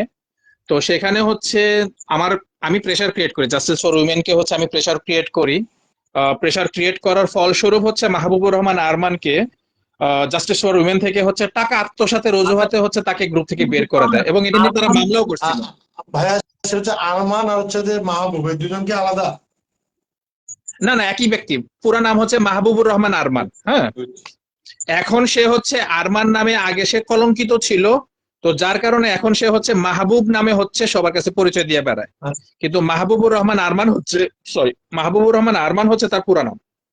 তো এই Mahbubur Rahman Arman justice for women থেকে একটু একটু যদি যোগ করতে সরি পারেন, বুঝিনি। আমার সাথে অনেকে দেখছে, সেটা হচ্ছে যে ওর আসল বাসা কোথায়, থাকতেন কোথায় এবং দেশের বাড়ি কোথায়, একটু যদি বলতেন। আমার নাকি মাহবুবের? মাহবুব অবশ্যই।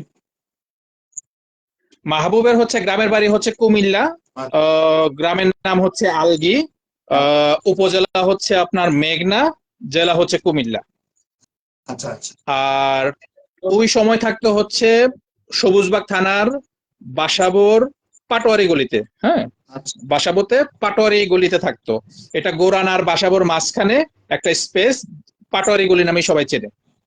আর 107। সেটা হচ্ছে যে জি ওর সাথে আসলে মানে ওই একাই এগুলো করতো নাকি ওর সাথে আরো কেউ যুক্ত ছিল? হ্যাঁ, জাস্টিস ফর উইমেনের যে গ্রুপটা ছিল, না তখন পর্যন্ত সে হচ্ছে সলো ছিল। জাস্টিস ফর উইমেনে হচ্ছে জয়েন করার আগে সে একা কাজ করতো, একা বাটপারি করতো। এবং অনেক ভিকটিম আছে, আপনি হচ্ছে ওই যে ফেসবুকে যে এখন যে হচ্ছে সেলিব্রিটি মানে কন্টেন্ট ক্রিয়েটর তানভীর তানভীর ইয়েতে তানভীর হায়দার তুষার, মানে যাকে হচ্ছে অনেকে হচ্ছে কিংওপলি নামে চেনে আর কি, বা তানভীর হায়দার তুষার নামে এখন অনেকে চেনে। তো এই কিংওপলি ছেলেটা বা তানভীর শাহরিয়ার, তানভীর হায়দার তুষার যে ছেলেটা, এই ছেলের হচ্ছে 60,000 টাকা হচ্ছে মেরে দেয়। হ্যাঁ, বাইরে থেকে একটা জিপিও কেনার নাম করে হচ্ছে তার কাছ থেকে হচ্ছে 60,000 টাকা মেরে নেয়, এবং সেটা সে এখনো পায় নাই। এটা হচ্ছে সেই 2015 কাহিনী বলতেছি। আচ্ছা, তো জাস্টিস ফর উইমেনে হচ্ছে তারা একটা গ্রুপ ক্রিয়েট করে তারা হচ্ছে সমাজের বিভিন্ন স্তর থেকে হচ্ছে এরকম চাঁদাবাজি করে হচ্ছে টাকা নিত, যেটা সত্য। তো ব্যাপারটা যেটা হয়েছে, তাদের মধ্যে পার্সেন্টেজ ছিল যে হচ্ছে আমি যদি হচ্ছে এত টাকা তুলে দেই তাহলে আমি এত টাকা হচ্ছে আমি আমার কাছে রেখে দেবো, বাকিটা হচ্ছে আমি ফাউন্ডেশনে জমা দেবো। তো মাহবুবুর রহমান আরমান হচ্ছে সম্পূর্ণ ফান্ড সে যেটা কালেক্ট করতো সেটা হচ্ছে পুরাটাই হচ্ছে মেরে দেয়, পুরাটাই মেরে দেয়। পুরাটা মেরে দেওয়াতে জাস্টিস ফর উইমেন থেকে মামলা করে। সেই মামলা হচ্ছে আমাদের সবার প্রিয় বর্তমানে ডিসি নাজমুল সাহেব, ওনার কাছে হচ্ছে এটার হচ্ছে তখন আপোষ হয়। ডিসি নাজমুল সাহেব, ওই যাকে নিয়ে হচ্ছে রিসেন্টলি রিপোর্ট হয়েছে কিছু, হ্যাঁ হ্যাঁ, তার বাংলাদেশ ছিলেন না। দরবারে হচ্ছে হ্যাঁ, তার দরবারে হচ্ছে এটা নিয়ে হচ্ছে আপোষ হয়। সেই আপোষে হচ্ছে জাস্টিস ফর উইমেন তাকে ক্লিন শিট দেয়। আর তখন হচ্ছে ডিসি নাজমুল সাহেবের সাথে হচ্ছে মাহবুবুর রহমান আরমানের হচ্ছে আহ, মানে সখ্যতা হচ্ছে অন্য লেভেলে ছিল। অন্য লেভেলে ছিল বলতে এটা যে মাহবুবুর রহমান আরমান সেদিন হচ্ছে প্রতিদিন সকালবেলা উঠতো, সকালবেলা উঠে অবশ্যই নাজমুল সাহেবকে হচ্ছে টেক্সট করতো বা হচ্ছে তার পোস্টে কমেন্ট করতো, কারণ দুইজনই হচ্ছে আমার আসলে সাথে যোগ ফেম করেন সিকার। ভাই, সেটা সেই সময় কি তার টিকটকার বউ তৃষ্ণা তার সাথে ছিল? না না না, তৃষার সাথে তার বিয়ে হয়েছে অনেক পরে। হ্যাঁ, তো তখন হচ্ছে ওই জাস্টিস ফর উইমেনেরই হচ্ছে একটা ভলান্টিয়ার ছিল। আমি মেয়েটার নাম নিচ্ছি না, হ্যাঁ মেয়েটার নাম নিচ্ছি না, কারণ মেয়েটা এখন সংসার করে হচ্ছে এখন দেশের বাইরে আছে। তো তারা সুখে থাকুক। তো তার সাথে হচ্ছে তার হচ্ছে এর সাথে যুক্ত ছিল কিনা বাটপাড়ের সাথে?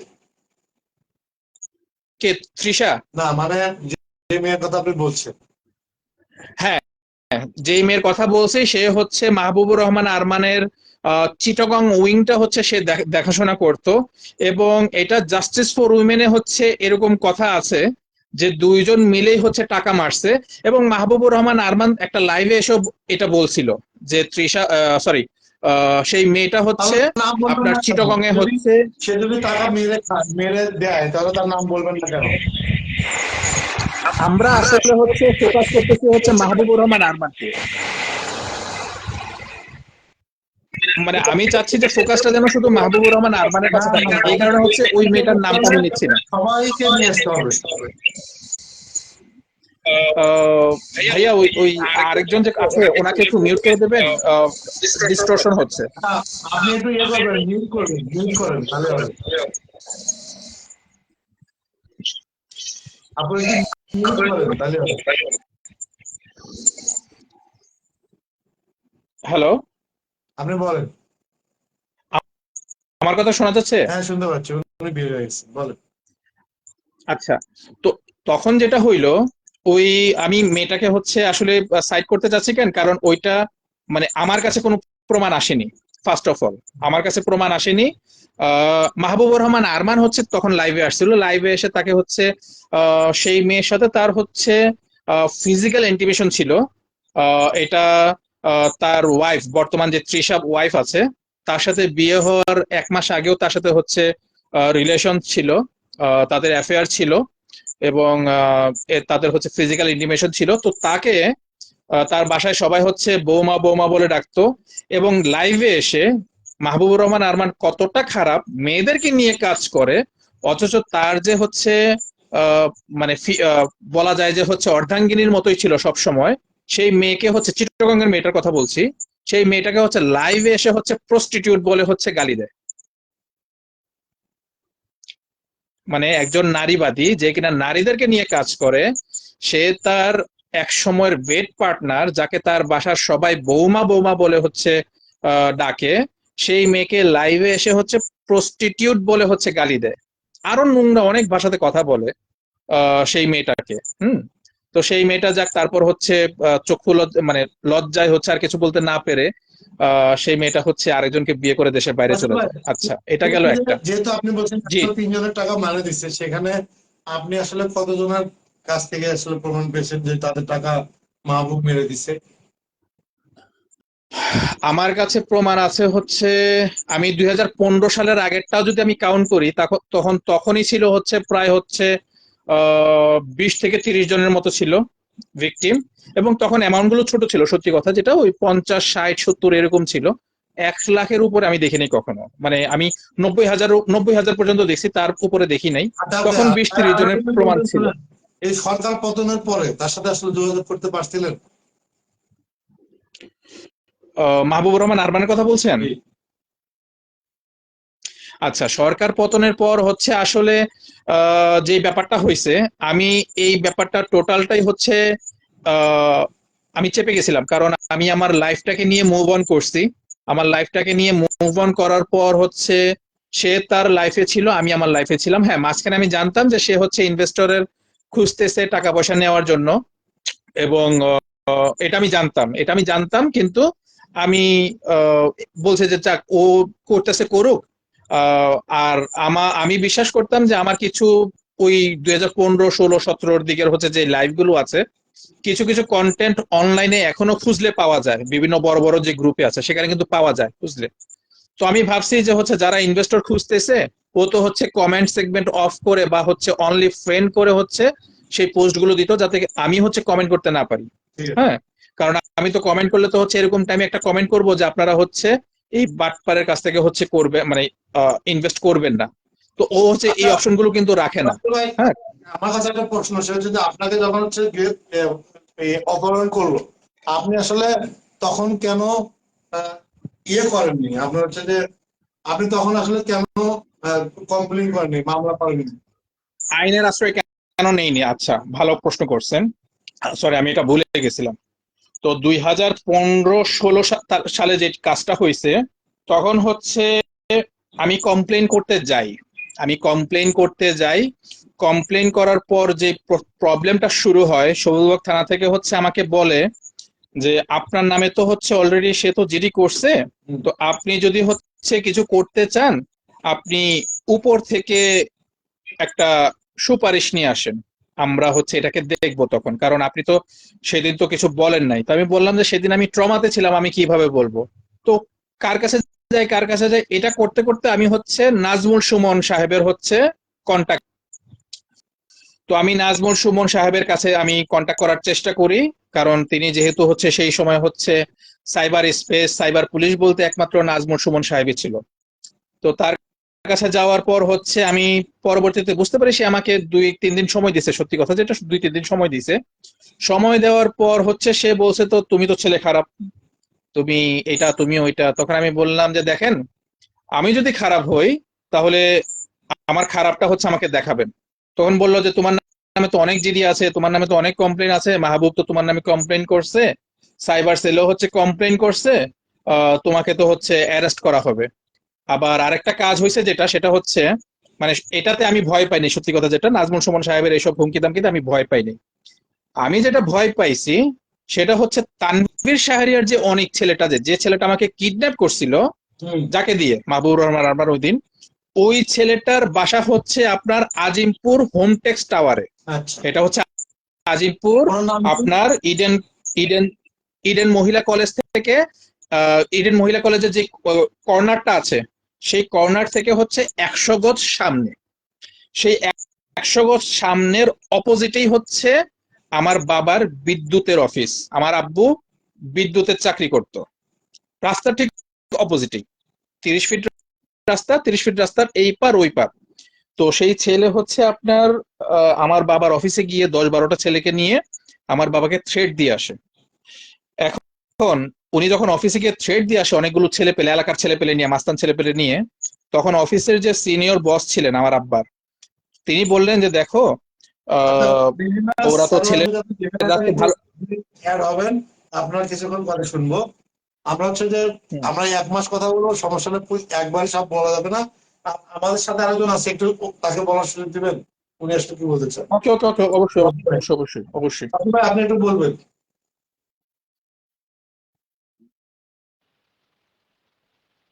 রকি ভাই, শুনতে পাচ্ছেন?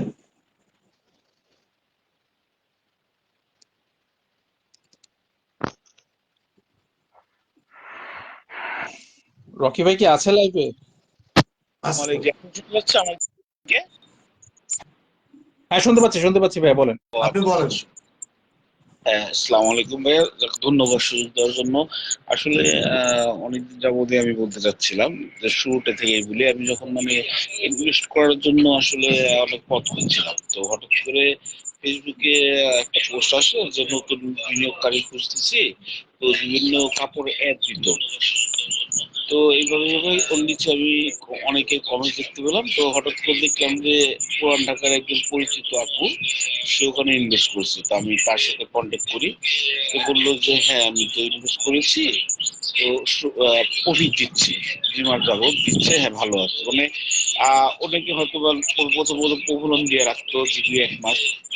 তো আমি চিন্তা করলাম যেহেতু আমার এই এলাকায় রকি ভাই, একজন। আপনার কথা কথা আটকে যাচ্ছে, আপনি একটু ভলিউমটা কমে নেবেন অথবা দূরে নেবেন। এখন ঠিক আছে? আর সাউন্ডটা বাড়ি থাকছে। আহ, আর দুই মোবাইলে কি এখন শুনছেন ঠিক আছে? আপনি? মানে মোবাইল কি দুটো ইউজ করতেছেন? দুটো যদি ইউজ করে থাকেন একটা বন্ধ করবেন। হ্যালো। এখন ঠিক আছে, আচ্ছা, শুরু থেকে আবার বলবো। বলেন। আচ্ছা, প্রথম হচ্ছে আমি যখন ইনভেস্ট করার জন্য আসলে পথ খুঁজছিলাম জবের পাশাপাশি, তো হঠাৎ করে মানে এইগুলি পেজ যখন ফেসবুকের তো রিদমটা এরকম যে একটা সার্চ করলে ওইগুলি পেজ বারবার আসে যে আপনি এখানে ইনভেস্ট করেন। তো হঠাৎ করে তার পোস্টটা আসে যে সে বিনিয়োগকারী খুঁজছে, যে এরকম কাপড়ের বিজনেস। তো আমার আবার কাপড়ের প্রতি একটা দুর্বলতা আছে, যেহেতু আমি রেমন্ডে জব করেছিলাম প্রায় 6 বছর। তো ভাবলাম ঠিক আছে, দেখি পরিচিত কেউ এখানে ইনভেস্ট করেছে কিনা। তো হঠাৎ করে নিচে একজন কমেন্টস করছে, সে আমার এলাকারই একজন আপু। তো আমি ভাবলাম যে যেহেতু আমাদের এলাকার, ওর সাথে আগে আমি কন্ট্যাক্ট করি, তো ওর সাথে আমি কন্ট্যাক্ট করছি। সে বলছে হ্যাঁ সে ইনভেস্ট করেছে 2 লাখ না 3 লাখের মতো, যে প্রথম 2 মাস প্রফিট দিছে, কয়েকটু স্লো করে কিন্তু দেয়। তো ভাবলাম ওকে যখন দিয়েছে একই এলাকার একই বাসা, ঠিক আছে আমি ইনভেস্ট করি। তো যে কথা সেই কাজ, তার কাছে আমি ফোন দিয়ে ইনভেস্ট করে সে অনেকদিন পর একটা শিডিউল করে আমার বাসা পর্যন্ত আসে, তো এভাবে টাকা নেয়। তো নেওয়ার পর প্রথম 3 মাস শুনে আমাকে কোনো কন্ট্যাক্ট নেই, কিছু নেই। তা আমিও চিন্তা করলাম হয়তো বা কোনো কাজে ব্যস্ত থাক, ডিস্টার্ব করবো না, কারণ ওই বলে নিছিল যে এটাকে ধরে নেবেন একটা এফডিআর পার্সেন্ট ব্যাংকে, মানে এই ধরনের একটা কথাবার্তা আইসা এবং মিশুক ভাব। তো যাই হোক, পরে 2-3 মাস চলে যাওয়ার পর আমি কল দিই যে ভাই আপনি তো 3 মাস হয়ে গেছে, আপনি তো কোনো রেসপন্স দিচ্ছেন না। তো বলতেছে আরটিজিএস আরটিজিএস করে ফেলছি, আজকে ঢুকে যাবে। তা আমি বললাম বৃহস্পতিবার রাত বাজে 7টা, মানে সন্ধ্যা 7টা বাজে আমার কিসের আরটিজিএস করছেন? না যাবে। এভাবে করে আরো 6 মাস চলে গেল। নাই, আমি তখন ইন্ডিয়াও চলে গেলাম, সেখানেও খবর নাই হদিস নাই। ওখান থেকে নক করছি, নাই। তো এক পর্যায়ে প্রায় 8 মাস পরে আমি ইনভেস্ট করেছিলাম কিন্তু 2023 সালে। 8 মাস পরে আমাকে অল্প কিছু পাঠায় করে আপাতত এটা নিয়ে কাজ করে, আমি দেখছি। মানে ওইটা জাস্ট শুধু সান্ত্বনার জন্য, আর কিছু না, মানে আমার থেকে আমাকে দেয়। একবার যখন 3 লাখ ইনভেস্ট করছি, পরে এসে আবার 2 লাখ নিচ্ছে, এইভাবে করে ভেঙে ভেঙে নিচ্ছে। তখন দেখি যে এইভাবে করতে করতে 1-1.5 বছর চলে গেছে, কোনো কাজ হয় না। তো লাইভ গুলি হচ্ছে, দেখাচ্ছে সেল হচ্ছে, তো কেউ আর সাহস করে কমেন্টস করে না। তো আমি মনে হয় প্রথম সেই ব্যক্তি তার লাইভে নিজ যে ডাইরেক্ট কমেন্টস করছি, যখন আর বিনিয়োগকারী খুঁজতেছে আমি সরাসরি কমেন্টস করছি, আপনি তো মেয়ে পুরান মানুষদেরকে প্রফিট দিচ্ছেন না, কোনো হিসাব দিচ্ছেন না, নতুন বিনিয়োগকারী খুঁজছেন কেন?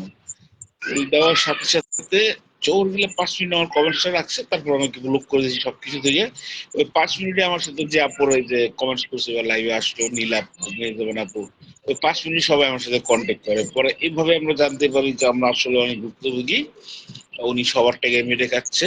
তো আমরা 5 জন একসাথে হই, 5 জনের মধ্যে আমরা 4 জন মিলে ওদের বাসায় যাই। যে আপনি যে বললো বন্যার সময় প্রচুর বৃষ্টি, শুক্রবার আপুটা যখন প্রেগনেন্ট ছিল, খুব কষ্ট লাগছিল মেয়ে আপুকে দেখে যে একটা প্রেগনেন্ট মেয়ে। যাওয়ার পর ওদের বাসায় অ্যাড্রেসটাও অনেক কষ্ট করে জোগাড় করে নিয়ে উঠি। উঠার পর যাক দারোয়ানকে বলছি বাসা দেখতে যাবো, বাসা ভাড়া নেবো, কারণ অরিজিনাল পরিচয় কিন্তু ঢুকতে দিবেন না। তোর বাসায় উঠি, উঠার পর আম্মা ছিল, ওর আম্মাকে ভাবছি হাজি মানুষ। ওর আম্মা আমাদেরকে বসায় বসায়, ওর আম্মা একটা টাইম নেই, খুবই লম্বা টাইম। এটা ছিল সম্ভবত 2024-এর ফেব্রুয়ারি মাস। নিয়ে আমাদের আচ্ছা বলে রকি ভাই, নভেম্বর। আপনি একটা বিষয় আমাকে বলবেন, সেটা হচ্ছে যে মাহবুব যখন এই বাটপাড়ি চিটারি করতো, মানুষের থেকে টাকা হেঁটে নিত, বাবা মা আসলে কি আপনাদের বুঝাইতো, টাকা ভাড়া ফেরত দেওয়ার কোনো আশ্বাস দিত নাকি? মানে হ্যাঁ, আপনাদেরকে বুঝাইতো যে মাহবুব ঠিক আছে, আপনারা হচ্ছে ফলস এরকম?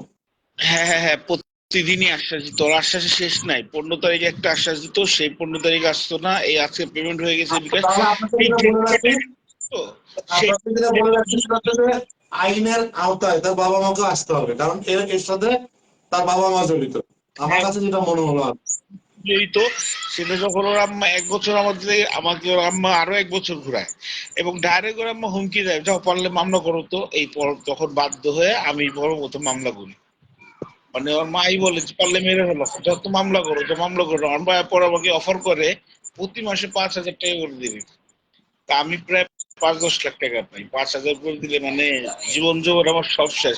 তখন আমি রাগ হয়ে মামলা করি এবং আমার মামলা উদ্দেশ্য হচ্ছে এটা, আর যদি কেউ টাকা না পাই, কেউ যদি তার ভুক্তভোগী না হয়। আমি আমার মেয়েটা নিয়ে অসুস্থ ছিল, আমার মেয়েটা 3 মাস 1 মাসের মধ্যে ভর্তি ছিল। আমি লাইভ কল দিয়েও দেখাইতেছি, তখন 7 মাস আমার বেবি, যে কেন করতেছে। তারপরও মানে রাম্মা আর ওই কোন প্রকার একটা সিম্পিটিও দেয়নি, কল দিয়ে জিজ্ঞেস পর্যন্ত করে না, টাকা তো দূরের কথা। তখন রোজ আবার মাঝে মাঝে কি বলো আপনার দুষ্টামি। মামলা আসলে শেষ পর্যন্ত কি হয়েছিল? মামলা যেটা আপনি করছেন, সেই হ্যাঁ, মামলার রায় কি হয়েছিল? সে মামলা এখন সে প্রথমে তো জামিন অবস্থায় আছে ওই এখন। এখনো?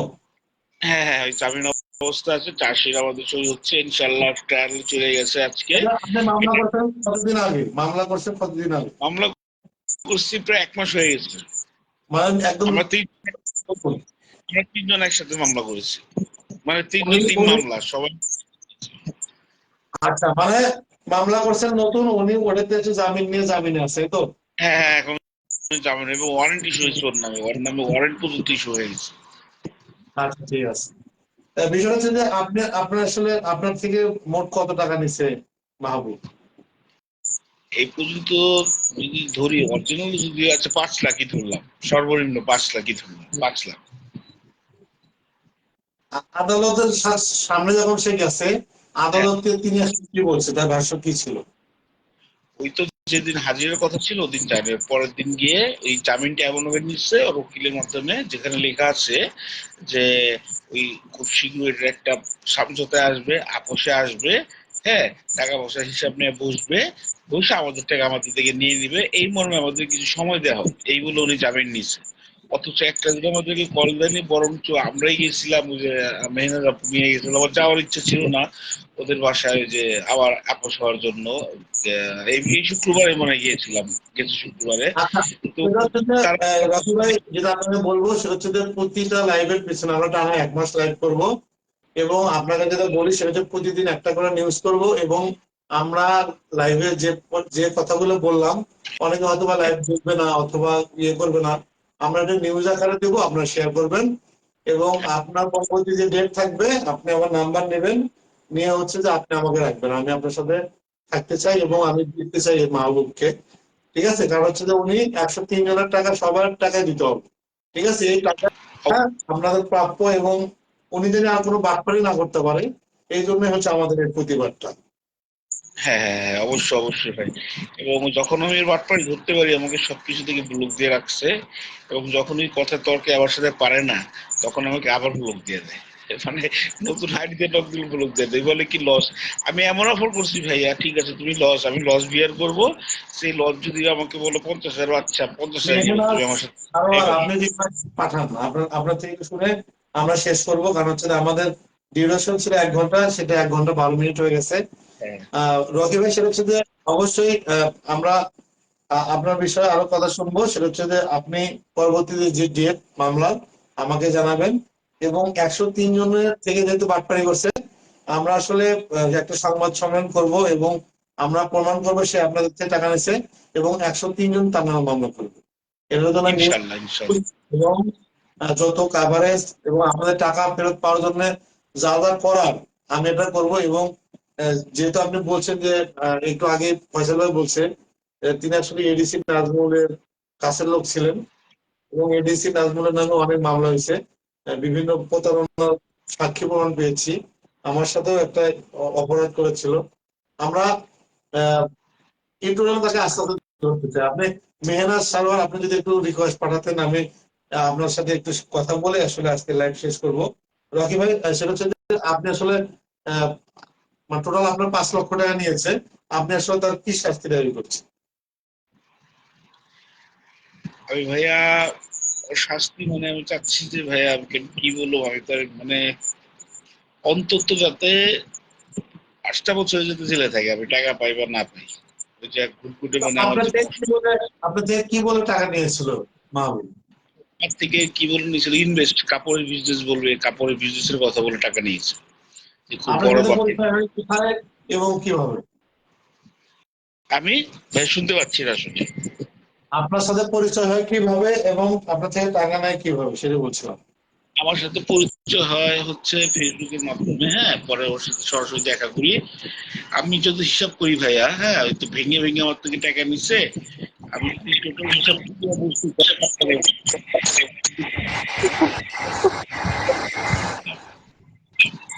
বাচ্চা নিয়ে যাওয়া, না, প্রায় 10 লাখ নিচ্ছে। তারপর আমি ওর একদম 10 হয়, ঠিক আছে, 5 লাখ টাকা হিসাব করে আমার সাথে বসে নেই, মানে আমার থেকে টাকা নেয়। এখন পর্যন্ত হয়ে গেছে একটা দিনের জন্য আমার মেহনাত আপা, আপনার আসলে হেল্প করবেন নাকি? প্রোডাক্ট নিছো, সেট ডকুমেন্ট কি বলবো, বঙ্গবন্ধু আমার বাসা বলছি, বঙ্গবন্ধু ওখানে টাকা লাগবে, ওখানে আমি ধরা খাইছি, কি শেয়ার করতে না, আমি বলছি আচ্ছা, মেহনাত আপু, আপনার হচ্ছে সাউন্ডের প্রবলেম হচ্ছে, আপনি মিউট করে আবার বলবেন।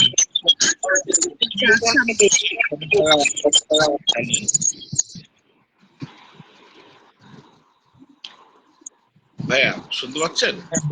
হ্যাঁ, শুনতে পাচ্ছি। ওই যে মেহনাত আপু যে হচ্ছে যে অ্যাড করেছিলাম, সেটা হচ্ছে আহ, মানে আপনাকে কি এরকম টাকা দেওয়ার কথা বলতে মানে বলে বলে কি ঘুরে তো?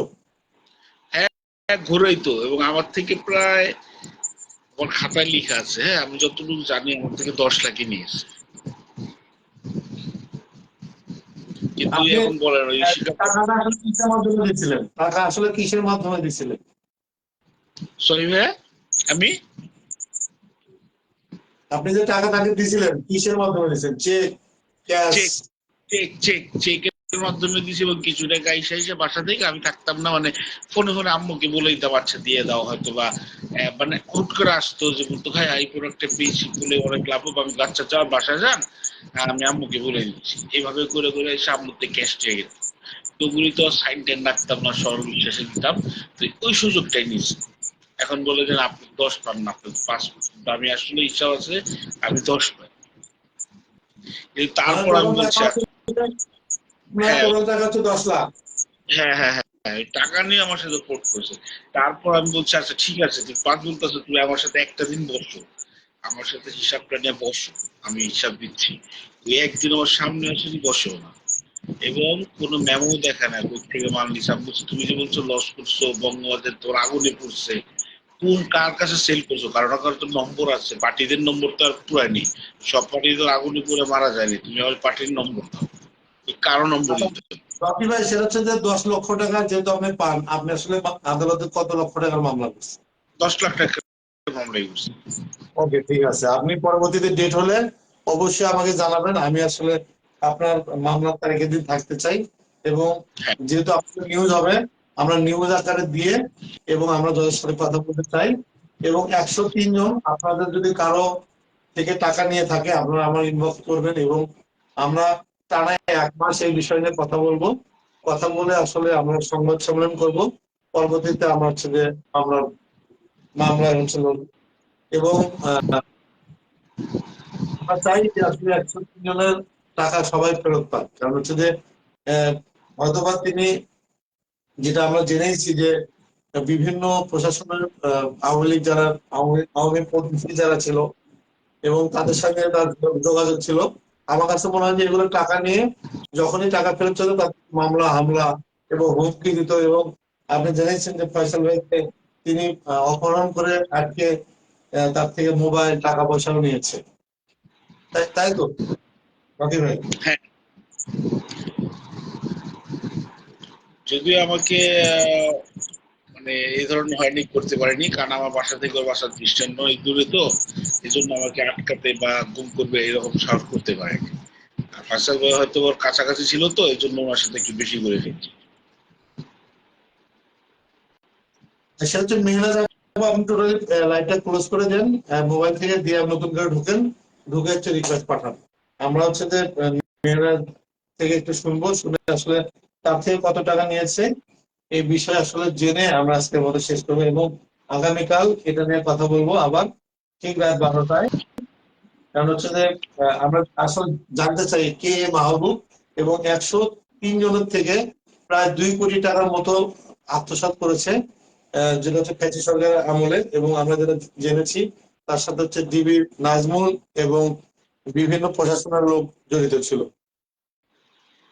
তো ঠিক আছে রকি ভাই, আজকে হচ্ছে যে আমরা আজকের মতো আল্লাহ হাফেজ, অবশ্যই কালকে যোগাযোগ করবেন, ঠিক আছে? ইনশাআল্লাহ। আসসালামু আলাইকুম। আপনি বের হয়ে যেতে পারেন অথবা থাকতে পারেন, আপনি মেহনাজ আপু, আপনি যুক্ত হয়েছেন এবং আপনার কোনো অভিযোগ থাকলে আপনি হচ্ছে যে সরাসরি আহ, আপনি বিষয়টি জানাতে পারেন। জি, আমি ওকে ইনভেস্ট করেছিলাম টাকা 3,40,000।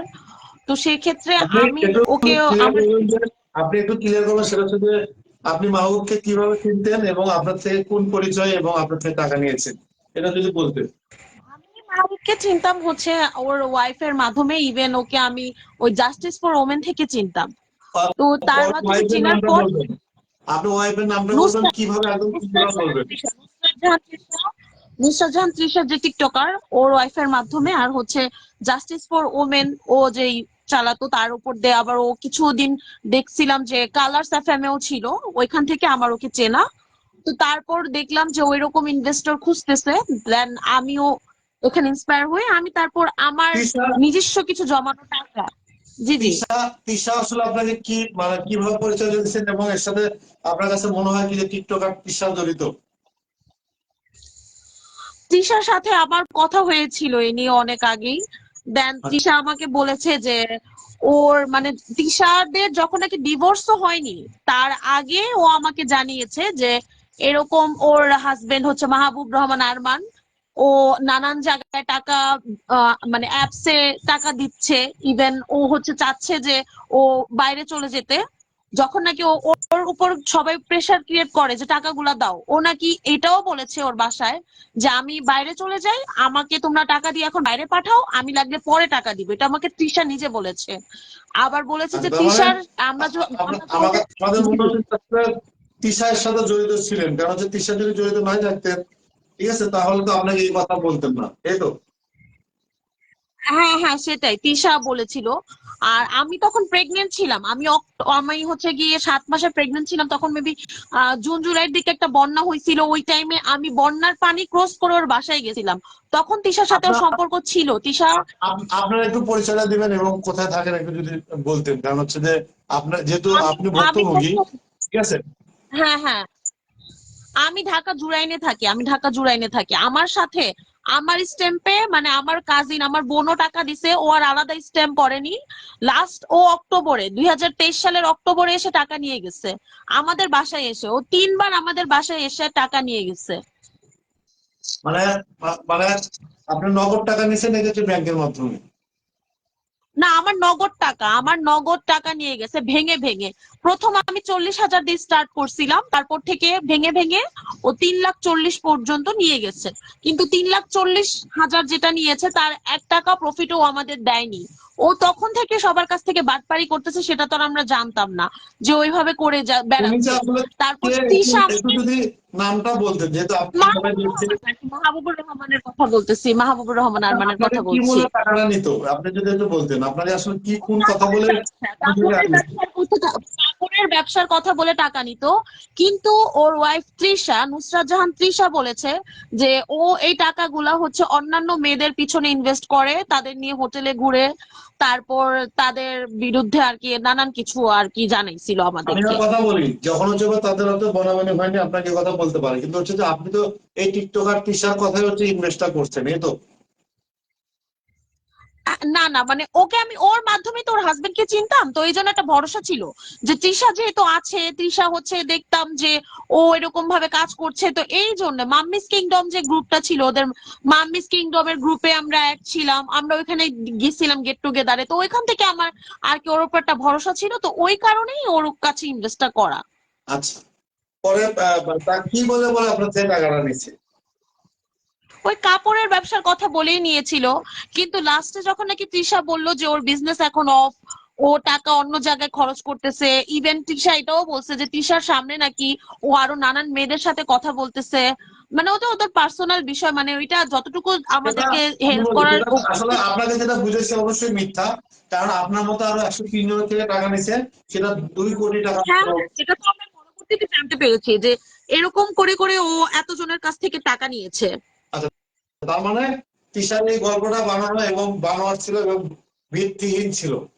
এবং হচ্ছে যে আপনি যে টাকাটা দিলেন, মানে কোন মানে আপনাকে আসলে মানে লাভ দেওয়ার কথা বলছিল নাকি হচ্ছে যে আপনাকে ব্যবসার সাথে জড়িত, মানে কোন পারপাসে আপনি বলেছিল আমাদের, even ও আমাদের এমন ভাবে ইনফ্লুয়েন্স করছে যেটা একটা হালাল ব্যবসা, হালাল ব্যবসার হালাল টাকা পাবেন আপনারা, ব্যাংকে তো সুদ দেয়, এখানে তো আর আমি সুদ দিচ্ছি না, এখানে আমি হালাল প্রফিট দিচ্ছি, কিন্তু না, ও কি করতো, যেটা যেটা তিশা বলছে, ওর ওয়াইফ বলছে, ইভেন এটার মেসেজও আছে যে ওর ওয়াইফ বলছে যে ও একজনের টাকা আরেকজনকে প্রফিট হিসেবে বলে বলে শেয়ার করতো, ও আমাদের কোনো প্রফিটের যে কত পার্সেন্ট হচ্ছে সেই টাইপের কোনো প্রকারের কোনো কাগজ পত্র বা কোনো কিছু আমাদের ও শো করেনি, জাস্ট ও বলতো, আমরা ওর উপর ডিপেন্ড করে ও এত পার্সেন্ট এই পার্সেন্ট ও বলে বলে আমাদেরকে অল্প কিছু প্রফিট পেমেন্ট করছিল, কারণ ওটাও তো হচ্ছে ওর 40,000 দিয়ে আমি ফার্স্টে ইনভেস্ট করছি, তারপর মানে এরকম প্রফিট দেখিয়ে দেখিয়ে ও তো বাকি 3,40,000 টাকা আমাদের কাছ থেকে নিছে। ইভেন আমার সাথে আরো অনেকজন আছে, যেমন রকি ভাইয়ারও টাকা আছে এখানে প্রায় 10 লাখের মতো,